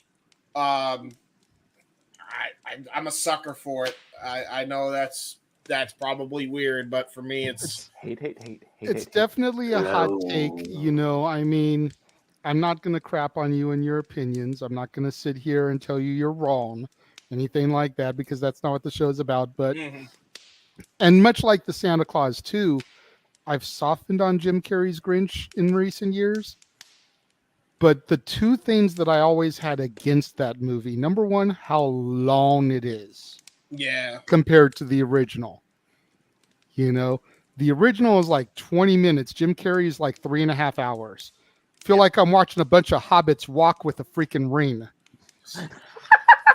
just takes forever to get to the point of the movie. If you know, you know. But then the second thing, and then here's the other thing, and this is the biggest thing. I hated that they made the Grinch sympathetic. You know, they gave this huge backstory about how when he was a kid, all the people in Whoville just ridiculed him and embarrassed him and everything. And it's like, so y'all were a bunch of fucking dicks. You deserve the shit he's giving you. You know what? Why am I mad at the Grinch? But that's actually half true. Hold on, James, hang on. Let everybody make their point, and then we can counterpoint. That's why we go off the rails, because we keep countering everybody. Yeah, true. You know, it's just, I like the 30-minute version a lot better because the Grinch just starts out as this miserable curmudgeon creature, and you don't know why. You just don't know. And it's better that way. So that when he gets his aha moment at the end, and his heart grows 3 sizes, it comes off more like a Christmas miracle. When you've drugged this poor kid through the mud, embarrassed him, ridiculed him, and he's just grown up hating you people for everything you've ever done to him, you don't feel bad when he does everything to the town of Whoville. Y'all freaking deserve this. Yeah. I think... Well, to me, I mean, this is just because my brain's way too complicated, because I think that's half true, but I think it's more so the way at least the way I interpret it is the pressure. Number one, the pressure of his parents in that version of the Grinch. Obviously, whoever the mayor was of Whoville, who was just a big-ass bully to him, and then his love interest that wasn't to be or whatever, which I think was like the only part I didn't like about the movie, because I was like, why does Grinch need a love interest? But that's just me, whatever. That's like the only thing I could have done without, but even they did all right with that. I think for me, if it's like, okay, if it was everybody in the town that was doing that to him, then I'd agree. But it's more of the other factors that basically made him insecure, that made him lash out at everybody when they were just trying to poke fun at the Grinch, just as like, oh, funny, haha. And then it turned out like he took it personally because everything else was actually hurtful prior to that. So I would agree if everybody was being a dick prior and after that moment, but that's not what happened, at least. So it was really Grinch was trying to get to Whoville basically to just get at the mayor. That's how I interpreted it, but that's just because I'm way too complex and my brain does a funny, and I think I don't know. What does Eric Bischoff say? I bring a different perspective. You know, I gotta bring a different perspective to the show. Why you gotta go says context is king. So, exactly. You know, why you gotta go and make things so complicated? Maybe it is. I always like the complicated stuff though. Like you know what? I seen the original Grinch and I'm like, oh, I like this. It's not like I hate the original Grinch, by the way. It's classic. Yeah. But it's like, okay, well, I know the original story. How did we get to that point? I always wondered that as a kid. That's why I love the Jim Carrey thing so much, because it's like, oh my gosh, I love it. It's cool. Yeah, that's fair. I mean, there's definitely some stories out there where I kind of want to see, you know, the stuff before the movie takes place. You know, one of the things I've always talked to Jeff about, and they've started doing with the Chucky series, was I always kind of wanted to see Charles Lee Ray prior to the night where he put his soul into the doll. Right. Yeah. Right. You know, Pennywise, the dancing clown, you know, as far as the movies go, always starts in like the 60s and then the 90s, or the 90s and the 2000s. And you hear Mike talk about the thing at the Ironworks and the Easter egg hunt and everything. It's like, I want to see this stuff. I want to see the entity that became Pennywise land on Earth and Derry and all the havoc that he caused prior to the Losers Club. Well, they might be getting that from HBO Max. Yeah, I know. I've been hearing that that's what the Pennywise series is going to be, and I'm looking forward to it. I'm itching for that, for real. I know. It's something I've been wanting to see Derry. for a while. Even going back to the Holy Trilogy of Star Wars. You know, how did Vader become Vader? I always wanted to see that when my only options were 4, 5, and 6. And then we got And then we got the prequel trilogy. And for better or for worse, depending on how you look at it, I still stand by the prequel trilogy. I don't have the issues with it that a lot of people do. But we saw Anakin from boy to young man to Padme was going to die and the lengths he would go to try to save her that led her to the darkness. We got all that stuff answered. Jeff, I know you've been trying to jump in as I was continuing my thought there. Go for it, bro. Well, I just want to say, because we're getting way past where we wanted to go, but there are certain things you want the backstory on. You mentioned, Chucky, having the Jason backstory immediately up front in Friday the 13th was the way to go.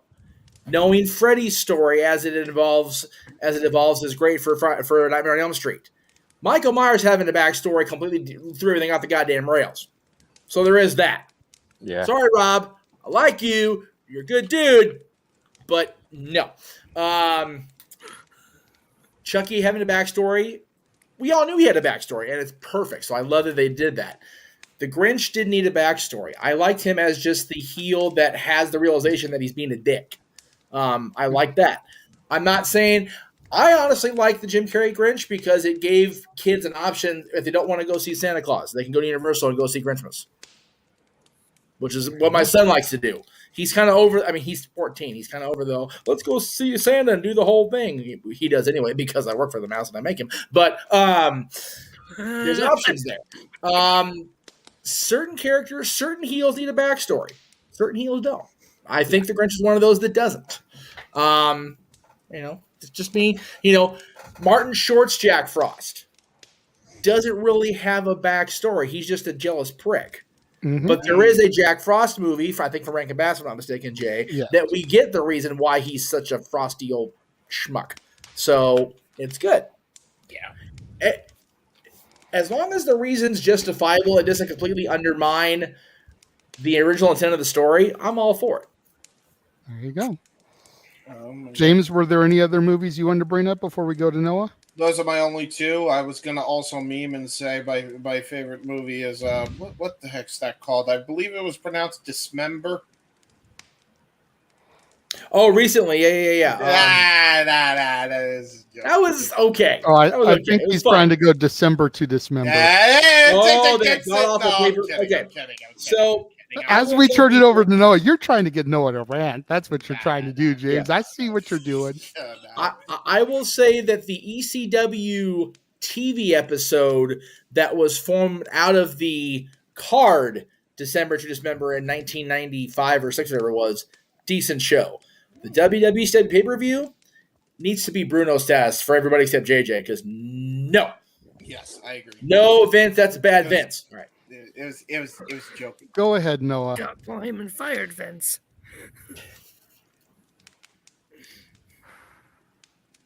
I don't watch movies. But you know what, Noah? See, I knew you were going to... He said but. I was going to say, I knew he was going to do this to me. I know there was a time in your life before wrestling entered your universe where you would sit down and watch Frosty and Rudolph and all those things too. It's the reroll. Don't start, James. Damn it. I'm sorry. Wait, what did he say? Sorry. Y'all stop and let Noah answer. Y'all suck. JJ's trying to run this show in a timely fashion. Y'all are terrible. Screw that. Shoot, we've already gone and figured it overtime. What the hell? All right, fine. I'll peel the curtain before I was purely wrestling. Why? When I was once a wee lad, there were family traditions. Shut up. There were family traditions, to segue a little bit, where me and my family did get together and watch a couple movies. In particular, back when, this might really show how old I am and how much this generation knows. When the VHS was a thing and a VCR was your only form of media beyond cable, damn, no way, you're tired. Where's your egg dog? Cable without the static. Shut up, Charlie. The very first Christmas movie I remember seeing was, you talked about Get the Cookie, it was definitely Jingle All the Way. It was Triple Time. That is one of those movies that still holds out for me as an all-time classic. Got me into the holiday and also made me realize what a wrestler was with that scene in the factory and the mailman and the chase down the street at one point and it just falling on the ice. I remember rewinding that over and over again, driving my family insane. So that's definitely up there as an all-time fave. Now, going more new school, God help anybody in the retail world that works in the electronics department during the holidays when you gotta see the same 4 damn movies all day, every day on freaking repeat. I had up to here with freaking Elf. Amen, my brother. God bless you people that still love that crap and believe that syrup and desserts and sugar and cookies are the only 4 damn food groups that matter. They don't. They are.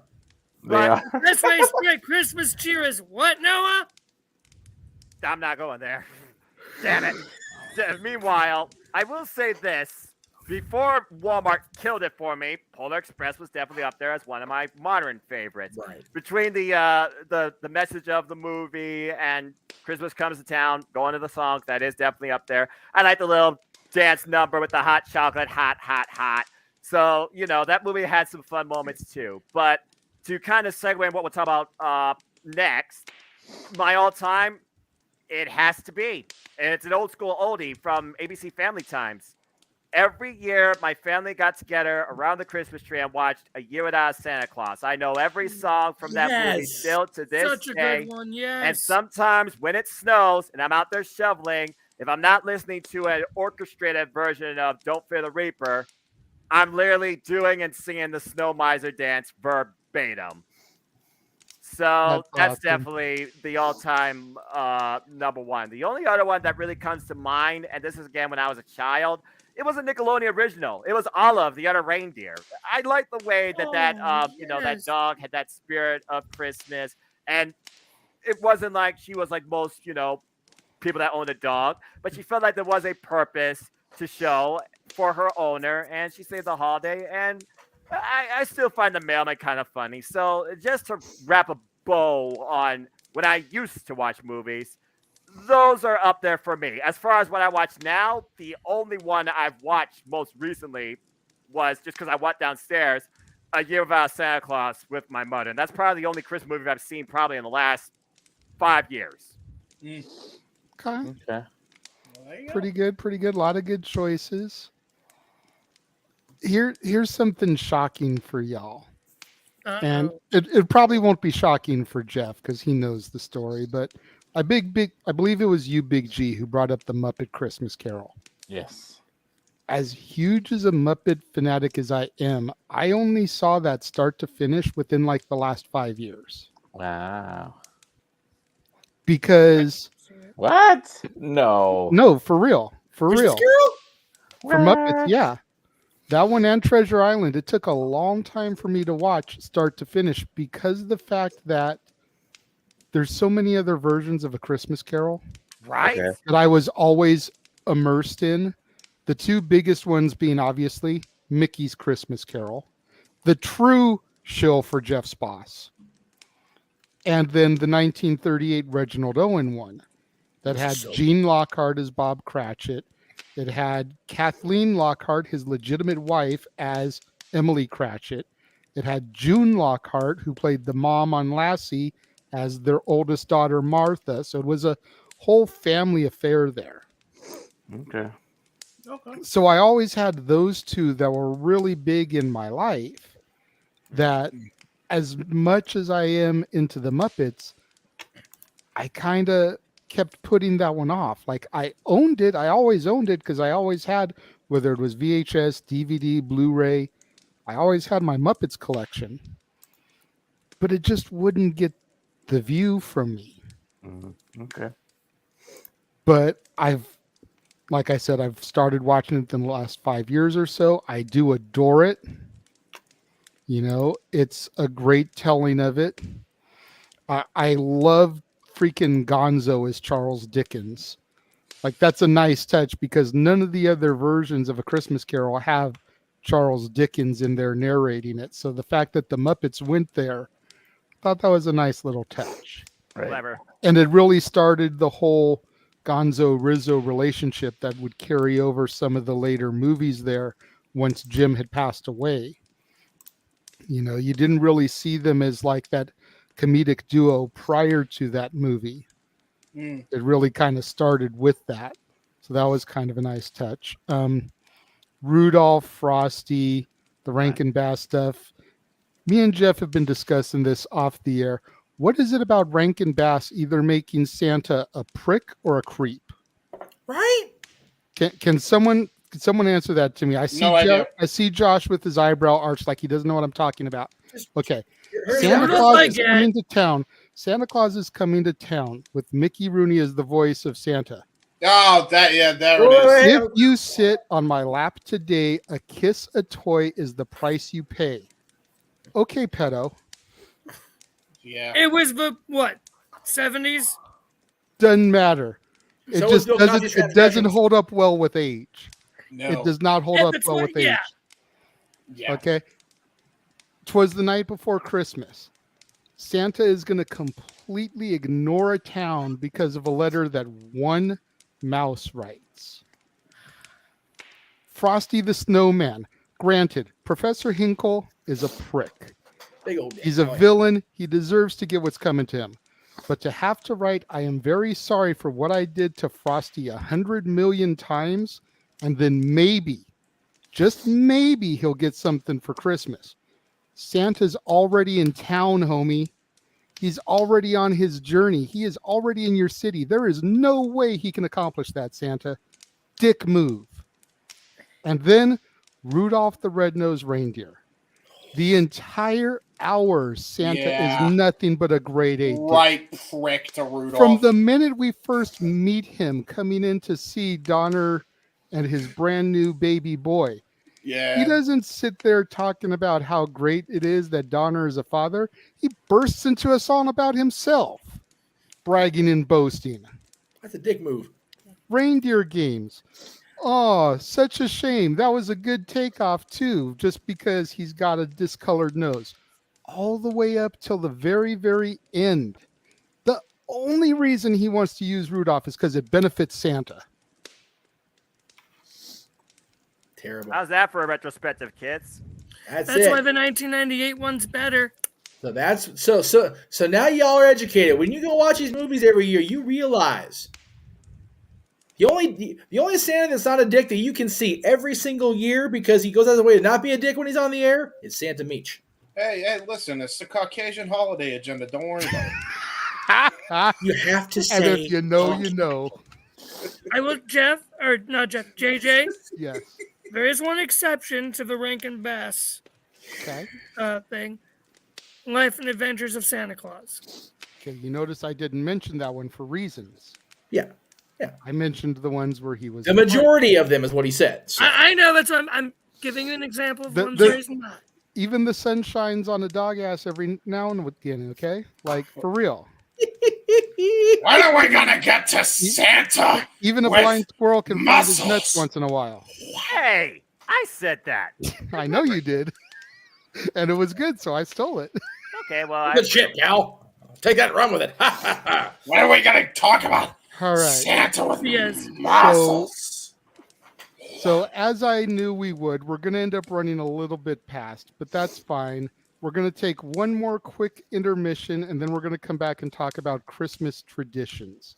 Yay. This is everything that you guys can look forward to starting on the 1st on the Casa D18 Studios channel.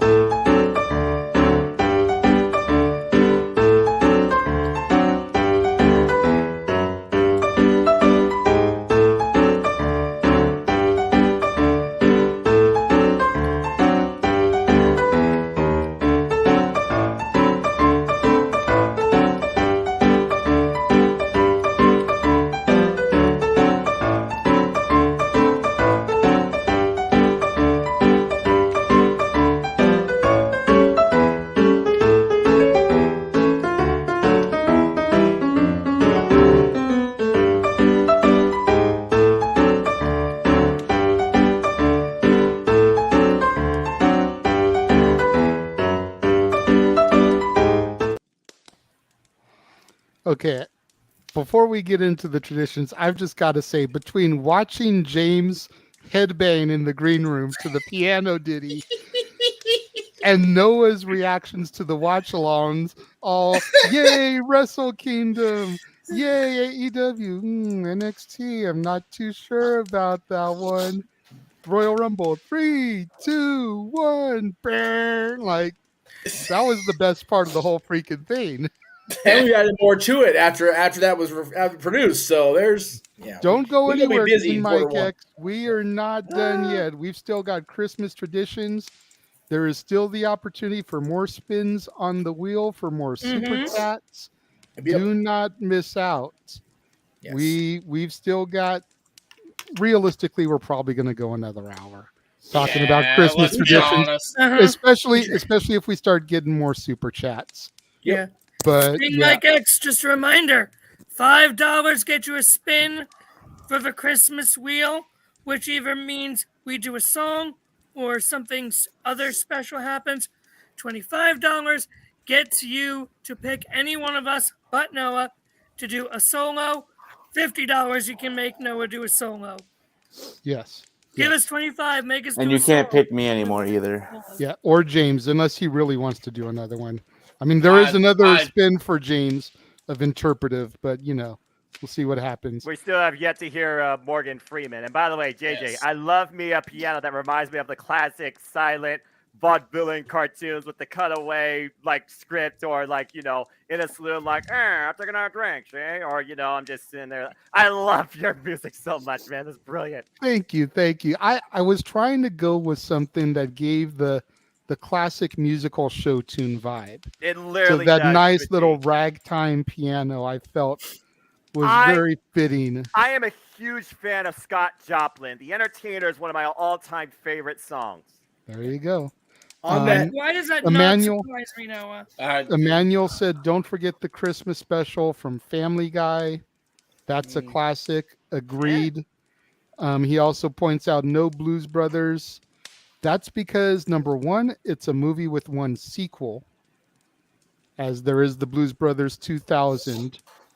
And I've also been considering doing a month of movies from SNL alumni. And considering that the original movie was a skit that originated on SNL, there's that also. So fair enough. There's a couple of different ways that Blues Brothers can definitely be worked in down the road there. That's why it wasn't considered for that. All right. Jeff. If I may, Jay, since we're going to traditions, I did want to point this out earlier. I completely forgot, but since we brought up the ragtime thing, I do want to give a shout out to one of our ragtime piano guys at Coke Corner, refreshment corner at Disneyland. Michael with the knee injury, he's still out there every night, so God bless him. And in the vein of traditions, yes, I'd like to wish our buddy Christian well on his journey to Wamhalla, because the Kings done did him dirty yesterday in the intermission. That's awesome. I gotta say, I am furious at the motherships, if you will, because I got hired by my dream location, and it was the company that did me and sent me to Wamhalla this year, courtesy of Shopping at Company D. And then Christian gets hired by Crypto.com Arena, the home of our Kings. And DJ Vic Wondon did him dirty during intermission yesterday. I was like, nice. No. Well, I sent myself to Wamhalla on like December 3rd, so Well, but that's just because you don't like playing, but whatever. Yeah, I mean, it's on my Spotify my friend playlist. did it to me on purpose. Yes. Yeah. And for those people going, what the hell? There is a long-standing, at least for me, it's this is the fourth year. I managed through 3 straight years and didn't get nailed, and this year the damn company did me in. Basically, the thing is December 1st at 12 o'clock midnight, so the morning of December 1st overnight, you have to purposely go out of your way to avoid hearing Wham's version of Last Christmas. The most, and the reason for that is because it is the most overplayed damn version of that song in the history of terrestrial radio. It's annoying and it sucks. And here's the thing. Yep. I'm gonna sit here. I'm gonna defend Last Christmas for a moment before we get to our traditions. Yeah. I honestly feel that prior to George Michael's death, that really was a forgotten gem. You rarely heard it a whole hell of a lot on the radio. Right. It might get thrown in there occasionally, but it wasn't in the heavy rotation like All I Want for Christmas Is You, White Christmas, Blue Christmas, Jingle Bell Rock, etc. Right. Somebody say Blue Once Christmas? George Michael died, yeah, especially since he died around Christmas time, yes, it kind of got thrust back into the forefront. And I will agree with that. But he's been gone long enough now where the Trisha radio play has been overdone, which is why the Whamageddon thing has become a thing amongst the group of us. Yep. So the idea is any other version counts. You can listen to it. You can play it on your PA. You can do what you want with it. But the minute you knowingly recognize those tunes out of Wham's instruments and you know the version is what it is, you have to acknowledge it, signify that you have not survived Whamageddon and you are on your way to Whamhalla. I had to do it in the checkout line. I could see the end of the road at Company D. I could see the exit in that big giant warehouse door. Motherfuckers did me dirty. So See, and the funny thing is, it was actually a good cover of it by the perfect person whose song it would be. Taylor Swift. I love Taylor's version. I know people are going to shit me for that, especially the Kings fans, but I love that version. I like her version too. Same. That's the only version of the song I will tolerate because, well, it's how do we not get? Because it's all she sings about. How do we not get freaking Taylor Swift's version on the radio constantly, but we have to hear Mariah Carey every year?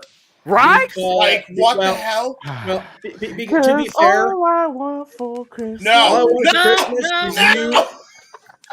Sing it, G. No. Another $25 super chat. We'll get Big Baller G singing All I Want for Christmas Is You. No. Hell no. No. So do it. Let's piss Noah off. Come on. Do it. Oh, there we go. Someone says for $25, make Jeff sing Last Christmas. Oh, come on. That's a fucked up thing. Oh, you guys are awful. Make it happen. Hey, me and Big G, let me talk to you. Me and Big G been chilling out here, Jeff. You're the guy on the marquee. Time for you to step up. Hey. Did I not score Santa Claus reading a visit from St. Nicholas? Did I not make that happen this year? Yeah, he did. He did his thing. part. He did his All right. part. He paid his dues. Now, to be fair, that wasn't External communications. To be fair, that wasn't good old JM, so I can concede. I'm surprised they all didn't make me sing Jeff Jarrett's song because I do it every year anyway, whether it's Christmas or not. But all right, I will concede. If somebody wants to throw out a 25, I will. I don't even know the damn words to that song. I mean, there's only like 10 words in the whole damn song. But all right, I'll do it. There we go. You've got it, folks. $25 super chat. Jeff will sing Last Christmas. I'm so to make me do a solo tonight. Come on. Hey, don't get mad, Josh. I mean, no one's asked me to do a solo yet either, and there's both an interpretive and a story time for me on the wheel. So, I mean, it's got to see if it pops up. What are we setting ourselves up for here?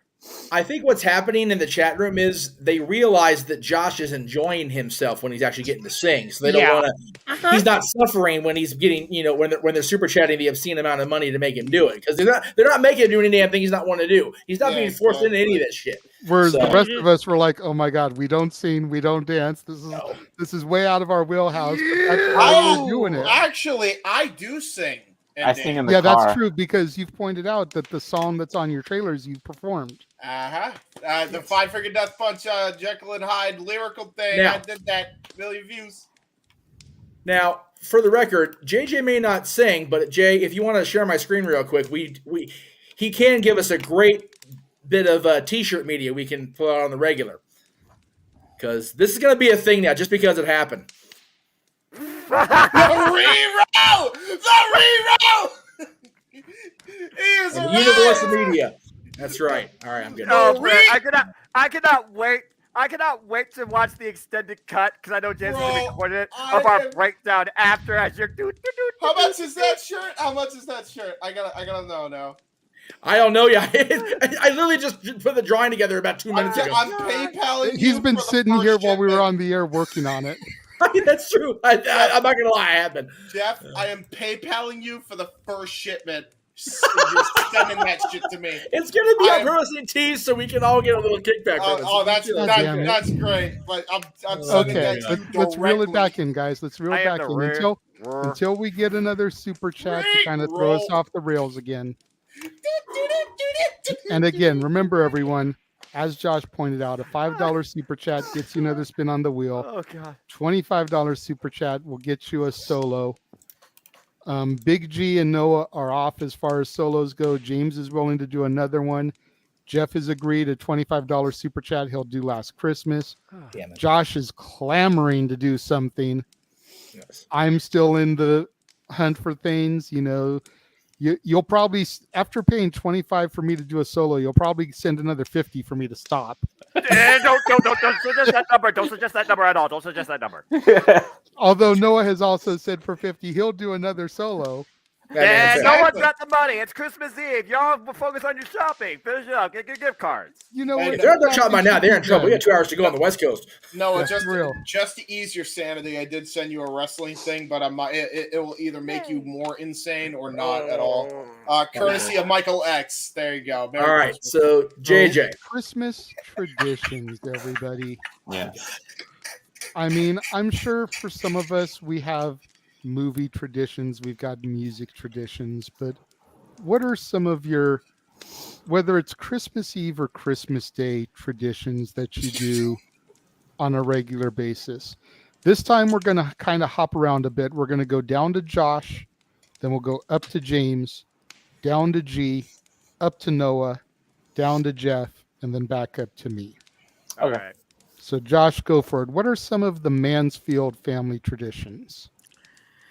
Okay, so I'm just going to go with mine and then how everything goes with me. So for us, one of our main things is we open one gift Christmas Eve. That's one of our main things. We do go look at Christmas lights every year. Yes! That's one of our things. It's one of my favorite things. I got myself, my sister, and my aunt matching Christmas light shirts for when we go look at Christmas lights. I got us matching shirts. So, of course, Christmas Eve, I am usually busier than ever. This year, one of my services actually just got canceled this morning. So I have 2 masses I'm singing for tomorrow, 4 o'clock and 10:30. So, yeah. Christmas Day, we always watch the parade. We always have a big Christmas breakfast. That's usually our main thing.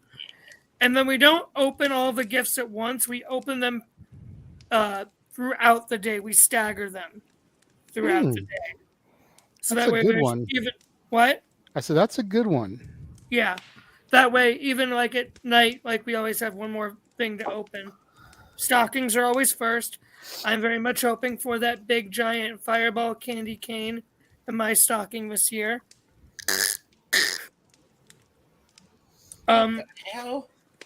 So for a $50 super chat, Jeff will take a shot of Fireball. That's bullshit, 'cause I ain't got nothing here, so I can't.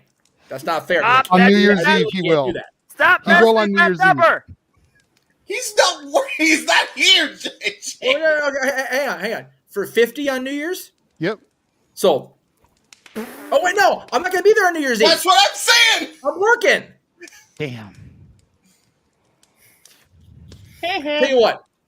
If somebody donates 50 for a shot of Fireball, I will step off stage or I'll pre-tape the damn thing. How about that? We'll do that. There we go. All right. As long as he's doing something and not me, I'm still staying straight edge because I couldn't find the bottle of Bill and Bruce yesterday. But Josh, as far as the parade, are you talking about the Disney Christmas parade? Yes. So JJ will appreciate this because of when they filmed it. You won't see me on TV because they purposely hide us folks, but I was there when they filmed it this year. Nice. So was my sister was, I think, too, but I think they were getting ready to film it when she was there. Well, was yours? Was she Disney World or here? Here, World. Okay, yeah. Because they filmed different segments on both coasts. So. Yeah. So, but one of the things, my sister, they always used to do. They always had to watch White Christmas because that was my mom's favorite movie. I've never seen the whole thing. It's cute. Again, movies, the Santa Claus with John Lithgow, because that movie is so underrated and so good, despite him hating that movie. Which is because John hates it so much, and it's so good. It's so sad. Right? What a Grinch and Scrooge. So then, other two things that we always do is we always put out my mom's Christmas village that she made. Oh. And then my mom's Christmas nativity that she made. And our donkey has for years been earless. So our nativity has an earless donkey. The ears kept breaking off. That's why when Noah or JJ was running the last commercial, I was trying to get our nativity set out so I could finally put it under the tree and also make sure to find our earless donkey. Donkey, who do you think you are? Leonardo da Vinci? What are you doing? Is his name Dominic? Doesn't have a name, but that Rankin Bass special is also very good. I don't mind this special. The song can go take a flying leap with George Michael and Mariah. All right. So that's pretty much it, I think. Oh, and then I've started a tradition of we make sure we watch Christmas Day football. Great. Yeah, go Steelers. Yeah, no. You shush it up, Big G. Because we're going to beat Zach's Aints tomorrow. I'll be honest, I'm looking forward to the Brady game just to see because I like the promo they did. Because they're both wearing white and red for the holiday. It's funny. It's cool. They got festive with it. He's an old man. He's washed up and he's a has-been. Let us continue. Yeah, that's why he freaking won the game practically by himself. A couple weeks All back. right, get off the friggin' sports, ESPN, and get back on topic. Please. That's what Stat Boy Sports Bar for. Oh, wait. That went dark for 2 weeks. Anyways. James, up to you. Christmas traditions. Okay. Well, there's a lot of traditions I honestly have. It starts on Christmas Eve. And I go to my grandma's. We usually have a big get together. We have to have it a little bit smaller because my grandma has bad hearing, so she doesn't want to strain her ears or neck and stuff, which understandable. But usually gathering of some kind.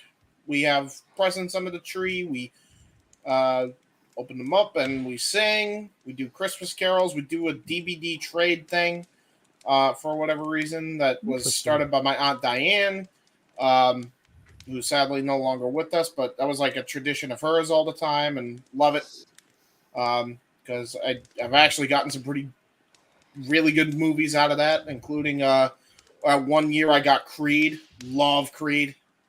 Absolutely love Creed. I think people underrate what Creed series is because it's a great continuation for Rocky as a coach.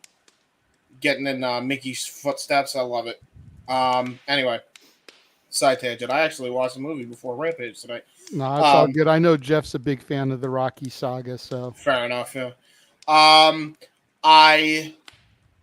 As far as other traditions, we have a big feast too. Like you'd think we were Whoville with how much food is there. And then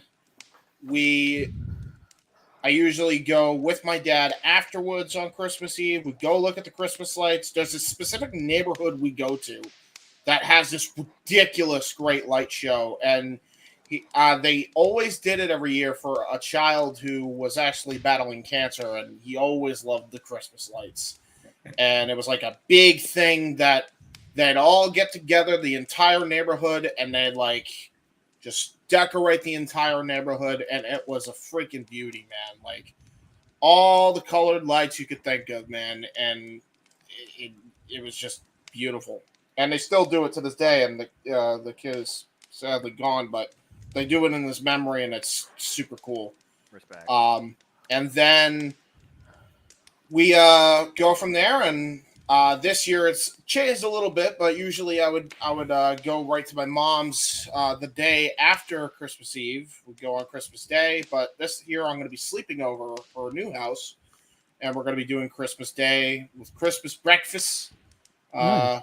Breakfast, if you know that meme, is funny.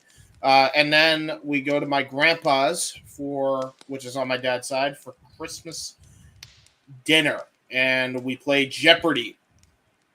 Okay. We don't know why, but it's a Christmas tradition every year. We play Jeopardy. But here's the thing. Buy the shirt. This is exactly. This is not what you see on TV Jeopardy. This is a Jeopardy game with a bunch of massholes in a room. All right. So imagine you're trying to maintain some law and order. And then you just have an entire group of people just shouting the same thing until and you just have to, the host has to just have that ear to figure out who got it right first. That is Jeopardy at my house. It's just if somebody's like, what kind of car? And then it'd just be like, Saturn! Just freaking shout it. That's what would happen. Who invented electricity? Ben Franklin. Probably not, but like they'll shout stuff like that, and they'll just keep shouting the same answer. That's basically the Hebert Jeopardy. There you go. Emmanuel sent in another $5 super chat. Thank you, Emmanuel. He said, last donation of the night, had himself a $60 limit. Merry Christmas, because Noah really wants to sing, damn it. But I digress. Oh, Noah. Turn that frown upside down. I think I'm going to drive Noah to drink. It's always possible, Josh. Let's see what comes up on the wheel this time. It's Christmas. The path to hell is lined with good intentions, kids. Damn it. Here we go. Yay! It's JJ's favorite. Done. But at least now it's off the wheel. That is going to be stuck English, in my German, head. Italian, or Latin? I sent the lyrics, Josh. Just go by the lyrics that were sent. I know. Fancy. Don't try to be fancy, okay? I'm yanking your candy cane. Whoa! Hey, now. Wait. Okay, so on the No DQ review, we had Jeff trying to eat Aaron's and now you're trying to my candy cane. Why are you, good sir, trying to yank on my candy cane? You pervs. What in the freaking holy holiday are you all talking about? Morgan Freeman does not like you trying to yank on my candy cane. This is not something. Yank on my candy cane! Oh, sorry, wrong song. Go ahead. What in the heck is wrong with you people? A lot, Noah, but if you haven't figured that out by now. Buy the shirt. Instead of yanking your chain, I did a holiday version, said yanking your candy cane. But and it didn't work. Bro, you did a Kurt Angle. Can I just freaking give myself a hook, whether it's candy cane or not? Just exit out the damn room. So James, is he yanking candy canes or pulling Kurt Angle? What's he doing? Oh, yes. Okay, go ahead, James. Go ahead. Absolutely. Does everybody have the words up for Silent Night? Yes. He's trying to get that Milkomania, you know. All right. Once James and Jeff can collect themselves. Oh boy! Keep in mind, this is one of the songs that Josh has been looking forward to, so we'll have Josh kick us off here tonight for this one. And I'm gonna fall I gotta get myself in the right range, because this song, if you do not start in a good range, you are either too high or too low to sing this thing. Oh, that's my best joke I've ever done. Who dropped out? Big G. Why did he drop out? He says he's going to bed. Yeah. Fair enough. Heading out, falling asleep. Good night, all. Have a great Love you, Big G. He was definitely more than happy to be here. Thanks, Big G. Take care. Also, $5, bud. I'm gonna get you for that. Mark my freaking words. Really quickly before we kick this on off, Big G, thank you for coming on and making a fool of yourself with us this evening. In case we don't get to see you or talk to you before, Merry Christmas, sir. We will see you when we see you. Yeah, nothing but love. Hopefully on the 31st. I can't be here. We need at least one Jeff here on the 31st. So. I agree. Has everyone got the lyrics ready? I have it ready, yes. All right. I will count it. Josh, you lead us. 1, 2, 3.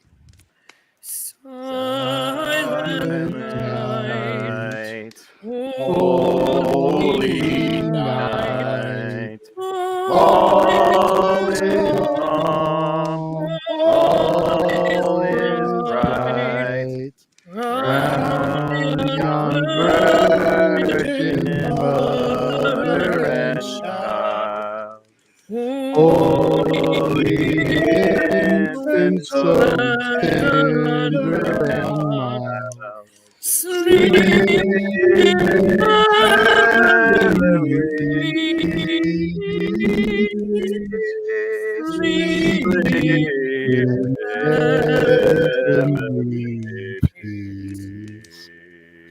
That's about as close as we've gotten to synced up all night. It only took us 2.5 hours. I was just going to say, if I may be so bold, that's probably the best one we've done so far.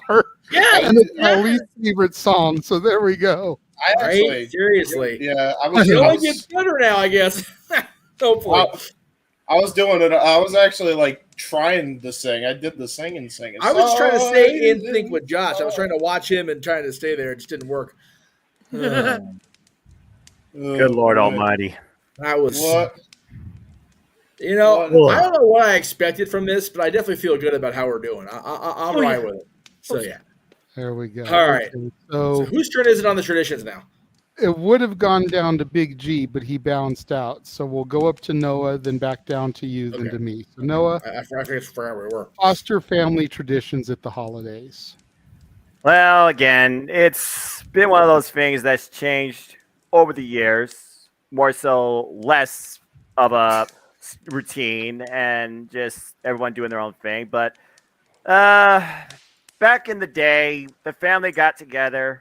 Well, we lived on the same roof, so I guess we had no choice at the point. But literally, it was like we opened one gift on Christmas Eve. That evening, we made the sugar cookies for Santa Claus. Cookie cutters were always Christmas trees, bells, snowman, stars, and we go to bed. Anything for Josh to yank? And literally, I would sneak at 1 a.m., eat a cookie. JJ. I have no idea what JJ said, so for the sake Don't of worry about it. Just go. Just go. And Josh is broken, so JJ did something that must be innuendo bound. Okay. Protect your purity, Noah. And it wasn't underneath the mistletoe, I'm guessing. Meanwhile, Milkomania. Oh God, that's a different type of cream. Meanwhile, at 1 a.m. Sorry, what I said?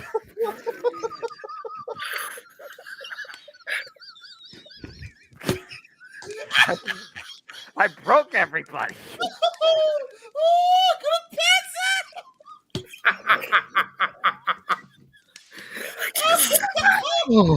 Somebody get James a freaking humidifier. Only dogs can hear him now. Christ. Sorry.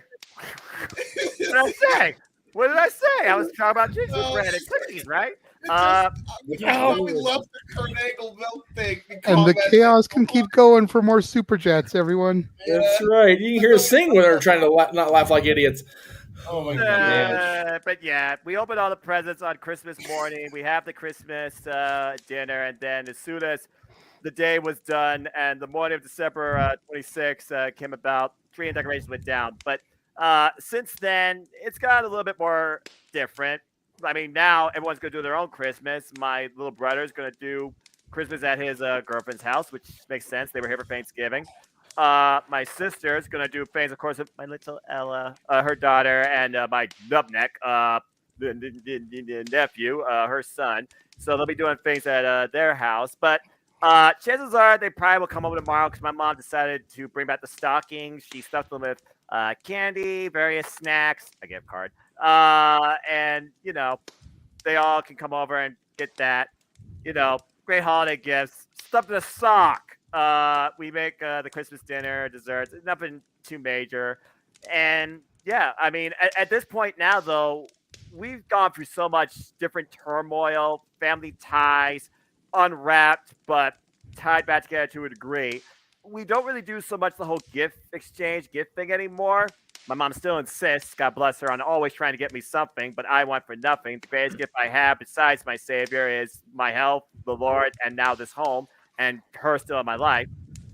But besides that, we don't really have a whole lot of traditions anymore. I mean, again, outside what we used to do, the movie, Christmas Eve gathering and prep, open a present, do it all on Christmas Day, take it down to 26. A lot of that's still the same, but also a lot of that is kind of removed. Christmas is truly simple here, and it's going to be that this Sunday. There you go. Simple Christmas for a simple man. Yeah, sometimes simpler is better. I think a lot of times we make a little bit too much fuss. One of the things I always come back to is we talk about how commercialized Christmas has become. Mm-hmm. I hate it. And you go back and you watch a Charlie Brown Christmas from 1965, and even then they were talking about how commercial Christmas has become. Well, it almost makes you wonder what Charles M. Schultz would think about Christmas in 2022. Right. It's like if he was already saying how commercial it was in 1965. Yeah, true.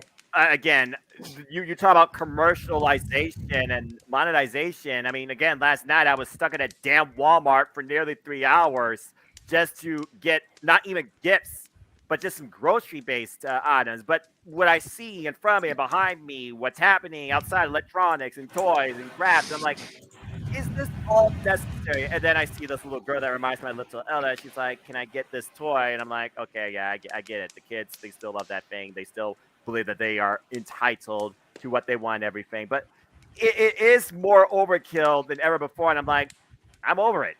I don't care. And honestly, if I didn't have to go out yesterday for just a few things, a pie, a cake, freaking tinfoil paper plates, I wouldn't have. I like I said, I don't look at the materialization aspect of the holidays. I look at the spirit. Yeah, exactly. Amen. Exactly. Normally, we would say that if you want to introduce a topic, you have to super chat. But since this is a Christmas show we're doing, we said if you wanted a wrestling super chat, or a wrestling topic, you had to super chat. So I'm going to go ahead and bring up Emmanuel's question here.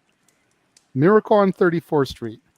A story about commercialism or a story about Santa? And before I throw it to Jeff, I'm going to give my 2 cents here, and then I'll turn it over to the ambassador, if you will. Oh, boy. The original Edmund Gwynn, Natalie Wood, a story about Santa. The more modern tellings, stories about commercialism. You hit it right on the pin, brother. Every subsequent remake has been more about commercialism than about the origin of Santa Claus. 100%, as they say on the Horseman featured podcast, My World with Double J, Jeff Jarrett. Yes, we are still live. Just a reminder, since you're just joining us, a $5 super chat will get you a spin on the wheel. We are also doing a $25 super chat. You can either call a solo from Josh. Jeff has agreed to do Last Christmas by Wham.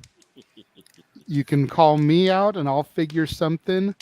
And James is willing to do another solo. But if you want a solo song from Noah, it's going to be $50. And 50 also gives you the choice of either a solo for Noah or since I'm not going to be available on New Year's Eve, a pre-recorded video of me doing a shot of Fireball on New Year's Eve. Yum. There we go. So that's what you've got in store. A $5 just to spin, $25 for a solo, $50 for a solo from Noah, or a shot of Fireball on New Year's Eve from Jeff. According to that 50, they were talking about freaking song and dance number. Lord help me. But again, I'm a man of my word. Hey, you're the one that brought up the fact that you do the snow miser jig out in the snow while you're shoveling. Like, we want to see that shit. Mm-hmm. That's right. Y'all ain't getting that. I know nobody's got that money. Y'all ain't getting that. Right. I would, so yeah, I would definitely say that the original story and the original cinematic adaptation of Miracle on 34th Street featured Edmund Gwenn and everybody, and Natalie Wood, is definitely the story of Santa and the reality of Santa Claus. Whereas every subsequent remake, especially with all due respect to Richard Attenborough and Mara Wilson, who I adore both of them, that one was really commercialized, like really bad. And what was so bad about it was so commercialized, but they didn't even use the Macy's name because Macy's was like, "Nah, we're good." Yeah. Yes, that is alcohol. And the reason it's a $50 super chat for Jeff to do it is because Jeff does not like the taste of Fireball. If you really want to torment him, there you go. When I can't even be here on New Year's, so I got to pre-tape this crap just to make sure. Then go to work for the mouse and hope he doesn't get busted for being sloshed. Well, Yeah. About to say. Disclosure, I'm probably going to do it before the 31st because I'm old and tired, not stupid. Don't give away the secrets. You were the one now trying to get on me for disclosing the Christmas magic here, and you're over here giving away that type of stuff. Did I not fully, break the kayfabe and praise my damn self and how much fun I had during the reading? Come on. Fair. Anyway. That's fair. Traditions. No disrespect to Big G being gone. I wish he had stayed, but now that he's gone, the bottom's open up. You can kind of see the fireplace going there and hear the crackling. It kind of makes the ambiance that much better. Which I love. Noah mentioned simplicity, which is his thing. He's a simple man, even during the holidays. I wholeheartedly agree. JJ knows in particular how simple it has not become for me in recent years with the additions onto the family tree, the freaking crinkled branches especially. But we do. God, I am slipping the tongue all over the place this week on the No DQ review on the show, whatever it is, what it is. We try to keep things simple. Christmas Eve, we do one gift, usually for Dylan at this point, because I don't, if we all get one gift, it's usually my mom buying this Christmas or Santa themed PJs to wear for. Right. Christmas morning is always the Gatlin Brothers album Christmas, and then I have been given the privilege of creating the After Gatlin's playlist this year. So I've got 25 songs lined up. A lot of them from your playlist. A few of them from your playlist, sir, Josh. So it's got a good mix. I put in Step Into Christmas just because I finally got to see y'all do it live. So got to hear all the time now, right? That's really it. It's one of those. This year's different because I'm actually working. I'm the only one working on Christmas this year. I get to basically do the opening of the presents, and then off I go to the House of Mouse for 3 straight days. But usually it's one gift the night before, wake up to the Gatlins and Christmas cocoa, and then whoever filters in for the day. Oh, and the family gathering, the big extended family gathering is usually Christmas Eve night because Christmas Day is so bonkers. Yep, it's fair. Now we're not doing football with my aunt over because, I think I'm probably the only one that doesn't traditionally do a gift on Christmas Eve. Me and my family has always been a Christmas Day person. Right. After my parents got divorced, and obviously we had to split time between households, there was Christmas at mom, Christmas at dad's on Christmas Day, to tradition on Christmas. We never had that. We never did that for some reason. Hang on. Jay, it went completely off. Like we lost every bit of what you were saying there. Like seriously, once you said the word divorce, you're thinking of ape shit. Can you hear me okay now? Your connection. Yeah. Everybody stop for a second. Stop. Okay. Yes, we hear you now. Go for it, brother. Yes, okay. Go ahead. So like I was trying to say, once my parents got divorced, there was, Christmas at my mom's on Christmas Eve, Christmas at my dad's and dad family on Christmas Day. But as far as you guys are talking about the traditional one gift on Christmas Eve, like we never had that. It was always an all or bust type of situation. Right. Well, but That is the unfortunate thing when you have a split family. You got to have Christmas Eve be the Christmas day for the one side of the tree. It's just kind of how it works. Unfortunately. As far as other stuff goes, I mean, like you're talking about, Jeff, with the Gatlins, the John Denver and the Muppets album has always been a favorite of mine. Absolutely. Movies, aside from the stuff that was already mentioned, we didn't really even get into things like It's a Wonderful Life and Miracle on 34th Street. And then this week on my show, I did The Christmas Gift, a little-known film starring John Denver. That's always been a tradition between the entire family, but more so me and my mom, because, again, she raised me on John Denver. Yes. And then the Monday after Christmas, I'm doing one called It Came Upon the Midnight Clear, starring Mickey Rooney, which is another one that was like a big thing for me and my dad. Yeah. And I remember when I was little, and the movie first came out and we had it on VHS. And when you're young, you don't really understand like death and everything until death really seeps into you personally. For years, I thought Mickey Rooney was already dead because he died in that movie. Oh, geez. Like his character dies in the movie, and I thought Mickey Rooney was legitimately dead. Oh, my goodness. Until I started to understand more about death and everything. Then it was like, oh, he's acting. It was a role. He's still around, blah, blah, blah. But I mean, it was always kind of, I don't want to say funny to tie it to that because death is never funny. But when you're a kid, stuff like that can become kind of humorous in retrospect. Yeah. Yes, Darren, everybody here, I think, is a Charlie Brown fan. Oh, you're damn right. No one said it during the movies. I'm surprised. It's just because I think we all had other things that we really wanted to put over. Yeah. Right. I feel like the Charlie Brown Christmas is one of those kind of unspoken things. Underrated. That's my Classic. sister's favorite. Yeah, I would say Charlie Brown, Miracle, Wonderful Life. Those all like everybody's watching those. I think. The, So. the Peanuts I series. will confess, I've never seen the original. I've just seen the newer version. You need to sit down and watch the original, bro. The Peanuts series as a whole is underrated. Yeah.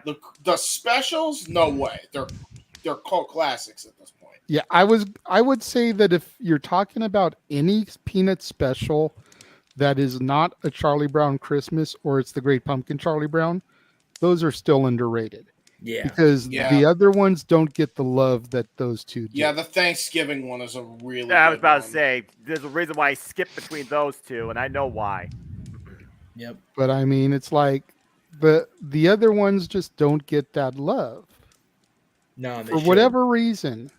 And then there's other animated ones that I don't feel get the love, but are ones that I watch every year. So I guess you could call them traditions. A Garfield Christmas. Yes. Featuring Pat Carroll, the voice of Ursula, as the grandma. So good. A Chipmunk Christmas with Alvin and the Golden Harmonica.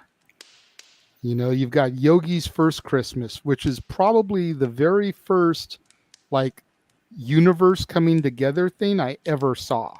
Right? Because you had Huckleberry Hound, Snagglepuss, Augie Doggy and Doggy Daddy, Yogi Bear, Boo Boo, all coming together to celebrate Christmas together at Jellystone Lodge. Yeah. And Barbera. Then there was Casper's, which was the same kind of vein, but they included Casper and his family too. I swear that videotape was marketed 600 times as different things. Probably. And I'm talking the video, the big ugly brick VHS. There's at least 45 copies of that somewhere around the house. It's ridiculous. Yeah. But it's so good. Yeah. I mean, there's holy Jesus Christ. Shit. Oh no! Oh! He done did the thing. Oh my God! Wow.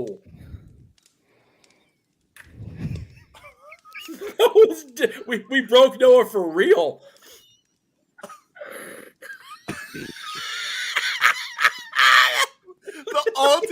It's almost like he's shocked. It doesn't want to do it, and it's a mixture of a pog face, like ultimate poggers.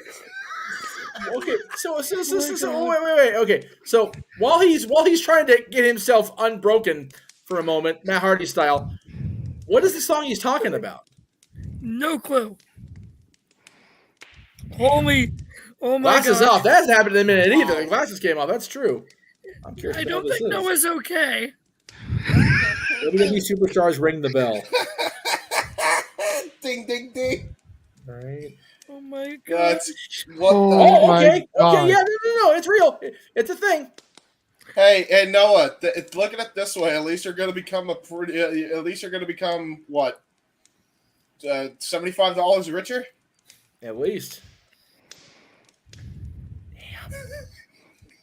James, how many things of Noah are you gonna get from this open mic night alone? Half the show. 1, 2, 3, 4. The whole show. Right. Yeah. Right. For the New Year's Eve special, we're just gonna re-air this. Good night, everybody. We're taking off next week. That's right. No. There you go. The California Raisins. That is a time. California That's Raisins. definitely a I time agree with capsule. Like, people forget about the California Raisins. You know, half the room here, aside from me and Jeff, I don't even think was alive when the California Raisins were a thing. But, like, for real. Noah, you okay there, sir? Do I have to come over? Do I have to somehow drive over and give you a hug? For the love of God, hug the man. Seriously. Okay, so Noah, before we actually, here's the thing. Do you know what song he's talking about? And I say that because if you don't, I will take the bullet and do the fireball shot. God help me.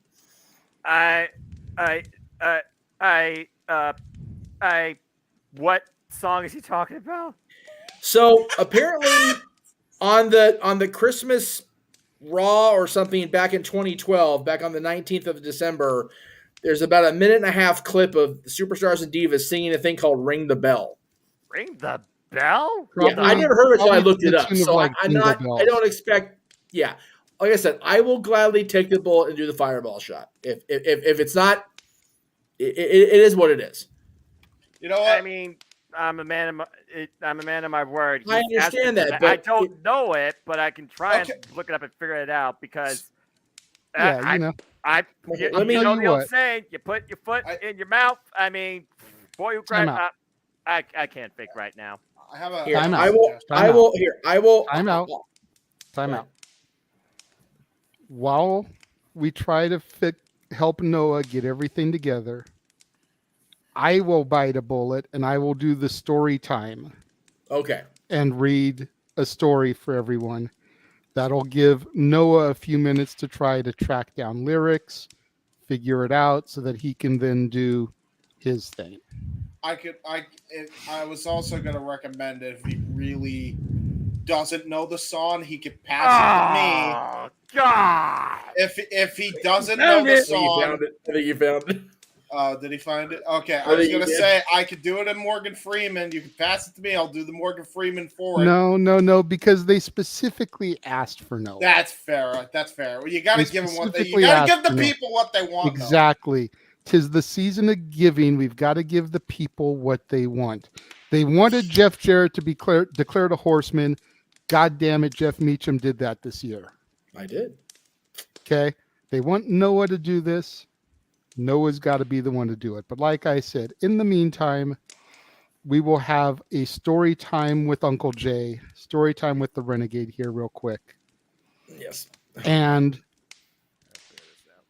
I think Jeff might be the only person in the room who's actually familiar with the story because it does come from my classic John Denver and the Muppets album. Ah. Go over here to the page so that I've got the words in front of me.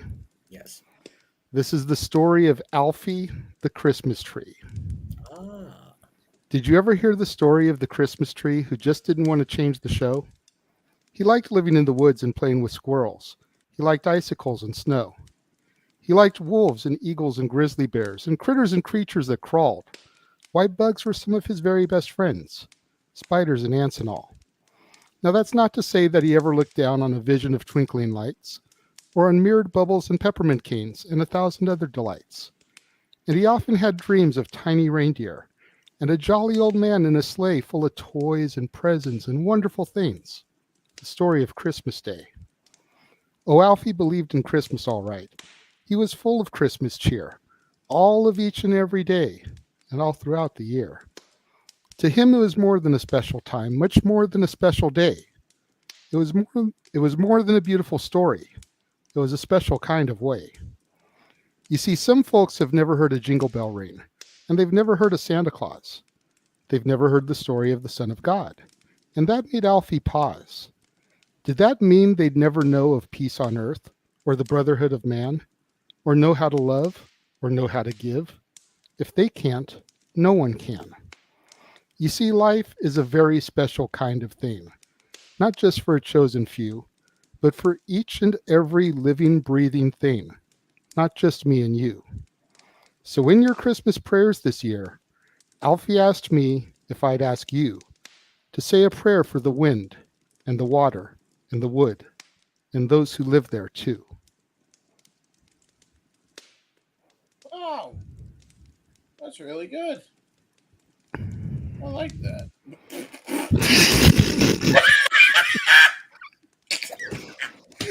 I'm over here having story time, and Josh is like, fuck the Renegade, I'm going to go pee. No, I was... He was trying to get back. To be set up, and then I tripped on my wrapping paper. Oh, that's what that was. No. Oh my god, I was actually He's doing the Dick Van Dyke tumble. Bro. That's it. I thought that's how he was for a second. I'm like, wait a minute. I feel like an asshole for laughing for a second. So, Jesus. Noah, I don't know if Emmanuel sent you the video, but it's in sing along mode. It has the words on the screen, Disney style. That's awesome, King Mike X. If you actually have heard that story, that's great. I love that. It is a really seldom known gem. Like I said, it was written by John Denver, originally recorded on that John Denver and the Muppets of Christmas Together album. And it's just one of those things that I've always loved. It's on my Christmas playlist. Josh, you've got my Spotify playlist. If you ever want to listen to him actually read the story, it's on there. But yeah, it's just a great one. And then it goes into a song called It's in Every One of Us, which y'all didn't pay for me to do a solo, so you're not going to get me singing that one, but it's so good. You should. Those of you that have seen the Muppet Family Christmas special, during the big sing-along at the end, when it comes to the solo shot of Robin starts singing that song. That is also where that comes from, is that track on that album.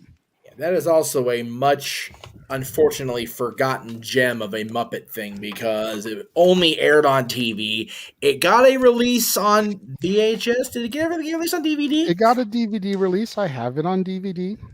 Okay. I think because that was the first time I ever saw the Muppets. Yeah. Ever. Period. That's the way it was for a lot of people. That's the way a lot of people were introduced, not just to the Muppets, but to others like the Fraggles. Fraggle Rock had ended that spring. Yeah, but they knew they were going to do the special, so Doc and Sprocket and the Fraggles and Uncle Traveling Matt, for some reason out of nowhere, just happened to pop up as Traveling Matt do. You know, some people that was their exposure to the Fraggles because they didn't have HBO. Yeah, that's actually my entire introduction to Jim Henson's universe because I didn't grow up watching Sesame Street, so I never watched, Elmo or Big Bird or whatever, so I'd never seen him on TV that I recall. Granted, the Muppet Family Christmas, I was 4, I think, so that's a little bit of a stretch from my memory, even before concussions were a thing. But I'd never seen Sesame Street that I know of. Definitely never seen the Muppet Show. I think I was watching Muppet Babies at that point, so maybe them. Maybe. But even then, they weren't on there in their usual animated form. They were actually live action on that special. So that was which was a cool thing. And then I never seen the universe. And when you watch that back years later, it's even funnier because the entire Muppet Family universe is in there. and you're hearing Bert and Ernie talk to Kermit and Piggy and Fozzie, you're going, wait a minute. Yeah. Same voices. So if you're a kid, you're going, wait a minute. If you're an adult, you're going, I get it. The thing, you're doing the thing. So talking to themselves. Noah looks like he might actually be ready. Are you ready, sir? As ready as you're going to be anyways? I guess. Noah's not ever going to forgive us for this. No, that's it. We're all going to hell for Christmas. Things I do. Okay, let me see if I can get this going here. We love you. I know. I'll say that. I know. Crashing to the snow. We can entertain. Hold the slopes we go. Roll the island on Kane. Roll on a roll. That's into the ring. Just no, yes, no, okay, yes. I'm not going to sing. Oh, ring the bell, ring the bell. Season's here, no doubt. We won't stop until we win, or I'm going to knock you out. We go out to compete all alone or a pair. Then eat enough red meat through the air. This is sucking. I'm the best in the world. Yeah, right. I think that's not true. Excuse me, don't you start a fight. You sing too. Oh, ring the bell, ring the bell. So you're inspired. If you aren't entertained, Vince will say, you're fired! Wow. Brilliant. That was beautiful. All right, so now we got to up the ante again. If anybody else wants another solo from Noah, that's $75. Yeah, right? Noah, think about it like this, man. You just got like the biggest donations I think any. You single-handedly just made yourself $75 richer, man. Be proud of yourself. That is genius. You know what? In fact, bravo. Yeah, more applause. That was brilliant marketing, brother. This is objectively one of the biggest paydays in the history of the Jeff Meacham multiverse of media. Without question. 100%. Actually, yeah, because this is more than Mania too, isn't it? Mm-hmm. Oh, way more than Mania. Way more than Mania. And nowhere near as long, which is even better. And we still have more spaces on the wheel to go, everybody. So we still got more if you want to do your $5 super chats. We've got stuff to take off of the list here. Yes. There's actually only 4 spots on the wheel right now. That is it. That is all we're down to. Jingle Bells, 12 Days of Christmas, James's interpretive performance, Renegade's interpretive performance. I'm so wanna Merry Christmas, Emmanuel. I hope it was worth it. Yeah, thank you for the $50 Christmas gift. Holy balls. For everyone that has donated thus far, we greatly appreciate each and every one of you. Thank you. Man, thank you so much, especially to Emmanuel. Wow. I will say this. I know we're at the end of the topics we had lined up, but I know you were going to have Noah do the reading of the passage, and also I was going to do the plugs. Is there anything else you wanted to throw in there before we get there? I did have one other thing that I wanted to read off. Let me bring it up here. Yeah. It's, you know me, I usually always do song lyrics. I haven't done them for a while. Yeah, I've noticed that. You know, honestly, I've been just trying to get stuff together for the shows at the last minute and everything. I've really been coming through at crunch time, so. To be fair, he's doing this show and he's having to produce next week's show because of my planned absence. So yeah, trying to find it all in like one thing, so I don't have to scroll through everything because it's going to be a long one, unfortunately. Yes, I don't want to take away from everything, but I also feel like shortening the lyrics is like not fair. No, I got you. Right. Let's see. I'll tell you what, I'll bring up the thing so Jeff can do his plugs while I try to find it. Yeah. So next week, everybody, of course, knows we're going to be doing our coast to coast countdown, New Year's Eve, beginning 11 o'clock Eastern. I know everybody's looking forward to that. It's going to be a hell of a time. And I did promise last time the ODQ review, I'd have an announcement regarding next week's stream. So try to figure out how to, say this, without it is what it is. So I'm just going to go ahead and throw it up.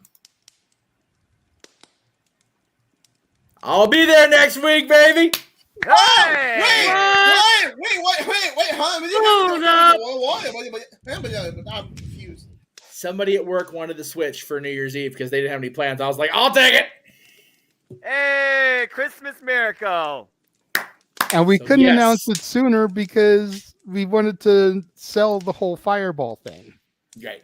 So if we get that $50 super chat, Jeff will do the shot of Fireball live on the air. Yes, I will do it on the air live next week, next Saturday night.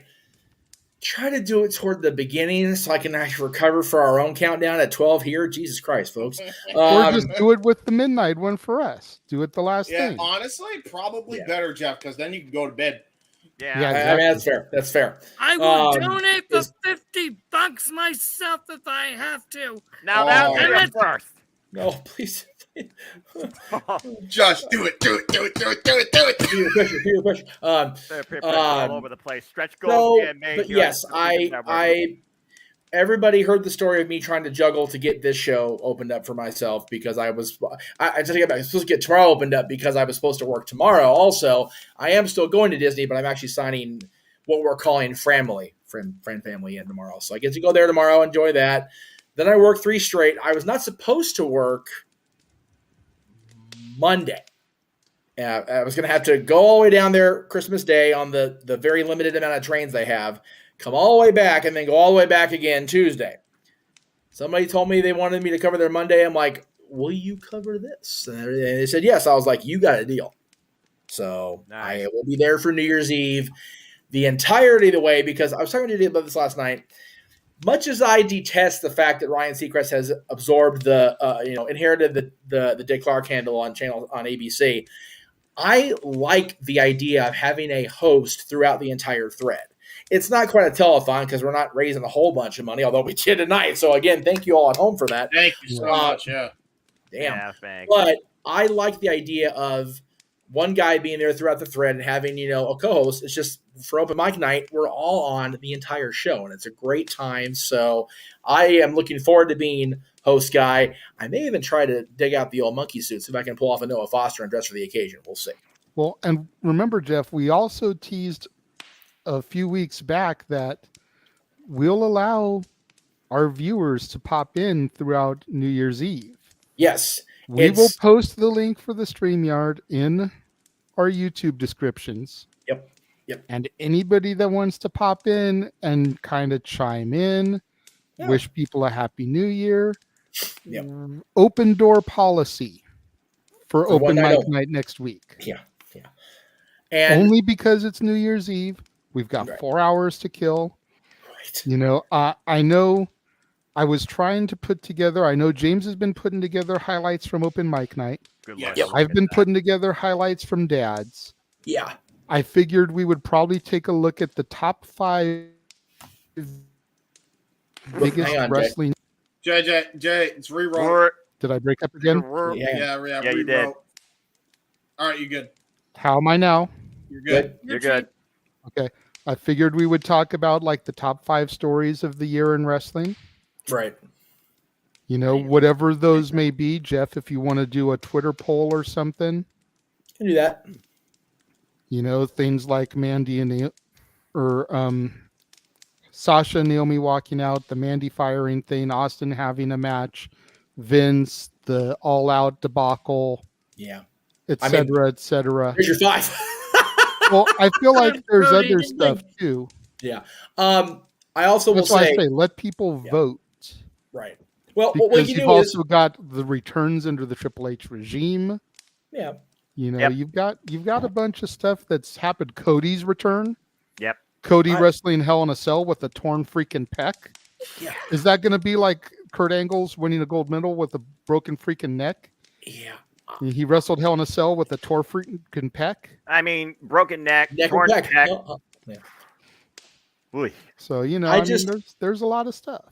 I still find it so unfathomable that we're even talking about the fact that Vince retiring. Well, hang on.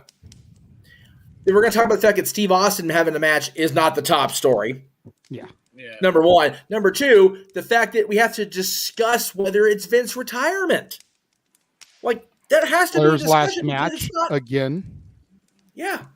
There's so many things that happened this year. I will say this, though. I have been a busy little bee myself. At the top of every hour, once we do the, hey, if you have somebody to kiss, you have somebody to tell us whatever at 12, about 12:01, 12:02, there will be a Professor Chosen highlight from the year that was the Jeff Meacham Network with all of us together. Okay. So there you go. Now I'm going to go ahead and go, sorry for the graphic thing. I'm going balls deep now. I'm in on this. Let's do this. So I'm looking forward to it. All right. I need mental bleach. All right. Now I have my lyrics ready now. Yay. Okay. And I chose these lyrics. Like I said, I'm going to read through the entire song. Okay. And I chose this because, again, being a non-religious person, I feel like it comes off kind of like a prayer. And I felt like it was a good way to kind of send us into what Noah was going to do before we sign off for the night. Mm-hmm. Kind of a prayer to everybody. Yeah. Once again, it comes from my lovable felt creatures, the Muppets.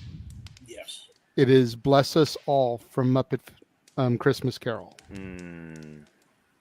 Life is full of sweet surprises. Every day's a gift. The sun comes up, and I can feel it lift my spirit. Fills me up with laughter. Fills me up with song. I look into the eyes of love and know that I belong. Bless us all who gather here. The loving family I hold dear. No place on earth compares with home, and every path will bring me back from where I roam. Bless us all that as we live, we always comfort and forgive. We have so much that we can share with those in need we see around us everywhere. Let us always love each other. Lead us to the light. Let us hear the voice of reason singing in the night. Let us run from anger and catch us when we fall. Teach us in our dreams and please, yes please, bless us one and all. Bless us all with playful years, with noisy games and joyful tears. We reach for you and we stand tall, and in our prayers and dreams we ask you, bless us all. We reach for you and we stand tall, and in our prayers and dreams we ask you, bless us all. Amen. Amen. Wow. Yep. There we go. That's really good. So that is my farewell to everybody as host for the evening, as the man who kind of took the reins over from Jeff when he went to the House of Mouse and began working. It's been my honor and a privilege to serve as host for you guys, and with the exception of next week where I turn the reins back over to the man whose name is on the marquee, I look forward to doing it throughout 2023 as well. Mm-hmm. Definitely. I have, as we turn to Noah, I can't. God, we got a lot of money donated today, so thank you guys so much for helping keep the multiverse active throughout 2023, because it's going to be a nice little chunk of change that goes to Noah's wallet for one thing, but also back into the network, which is always the goal when I do super chats, is to make sure the network gets keeps on going. Which is why it's been so hard the last 5 months without any payouts. Yeah. But man, we've been trying, like ever since you left and me and Noah kind of took over the reign of things on the commentary and open mic night. We've been trying to push, and I know we've been getting super chats coming in. Probably wasn't enough to get a payout, but between what we had prior to tonight and everything we've done tonight, which again, thank you, every single one of you guys that has donated to us this evening. Thank you all. I know Noah's, his attitude and the way that he put off this front about not wanting to do this really helped you guys in trying to get you to donate so we could break him out of his shell. So thank you guys. And December was very good to the network and to the multiverse. So we thank you. Whether you celebrate or not, particularly this week, because this week is literally both. Merry Christmas to everybody. Happy Hanukkah to everybody that celebrates that, which, JJ and I have a family that does both, which is why Tuesday was a thing and the people we took on Tuesday at Disneyland. I will be there tomorrow night for a Christmaka dinner. So exactly. So Merry, Happy Christmas to everybody out there. If you celebrate other holidays, we wish you happy those as well. Yes. Happy holidays. And you know what? Get ready, because 8 days, talk about 8 crazy nights. You got 8 days to prepare for the craziest night of all as we close out this year. Absolutely. So, there you go. Jeff, you've done your plug. You've shown people that you're going to be here. You saw me and James's trailers throughout the course of the thing. I would be remiss if I didn't briefly throw up the advertisement there for Josh. Yes. The Cleveland combatant, at Catholic Josh 122 on Twitter, at Mallowmangram on Instagram. That is where you can find Josh Mansfield. Noah, do you have the scripture ready to go? Before I begin, let me just say this. You guys, not just talking about you four, you, the entire Jimmy Nerd Motive Media, you have come to engage, interact, and know me now for as long as I've been blessed and fortunate and humbled to engage and interact and be a part of this community. This was not so much a front as it was a test of will. I've never been one to be outspoken. I've never been one to, be a character that looks like he's broken. I've just been simple, quiet, and shy.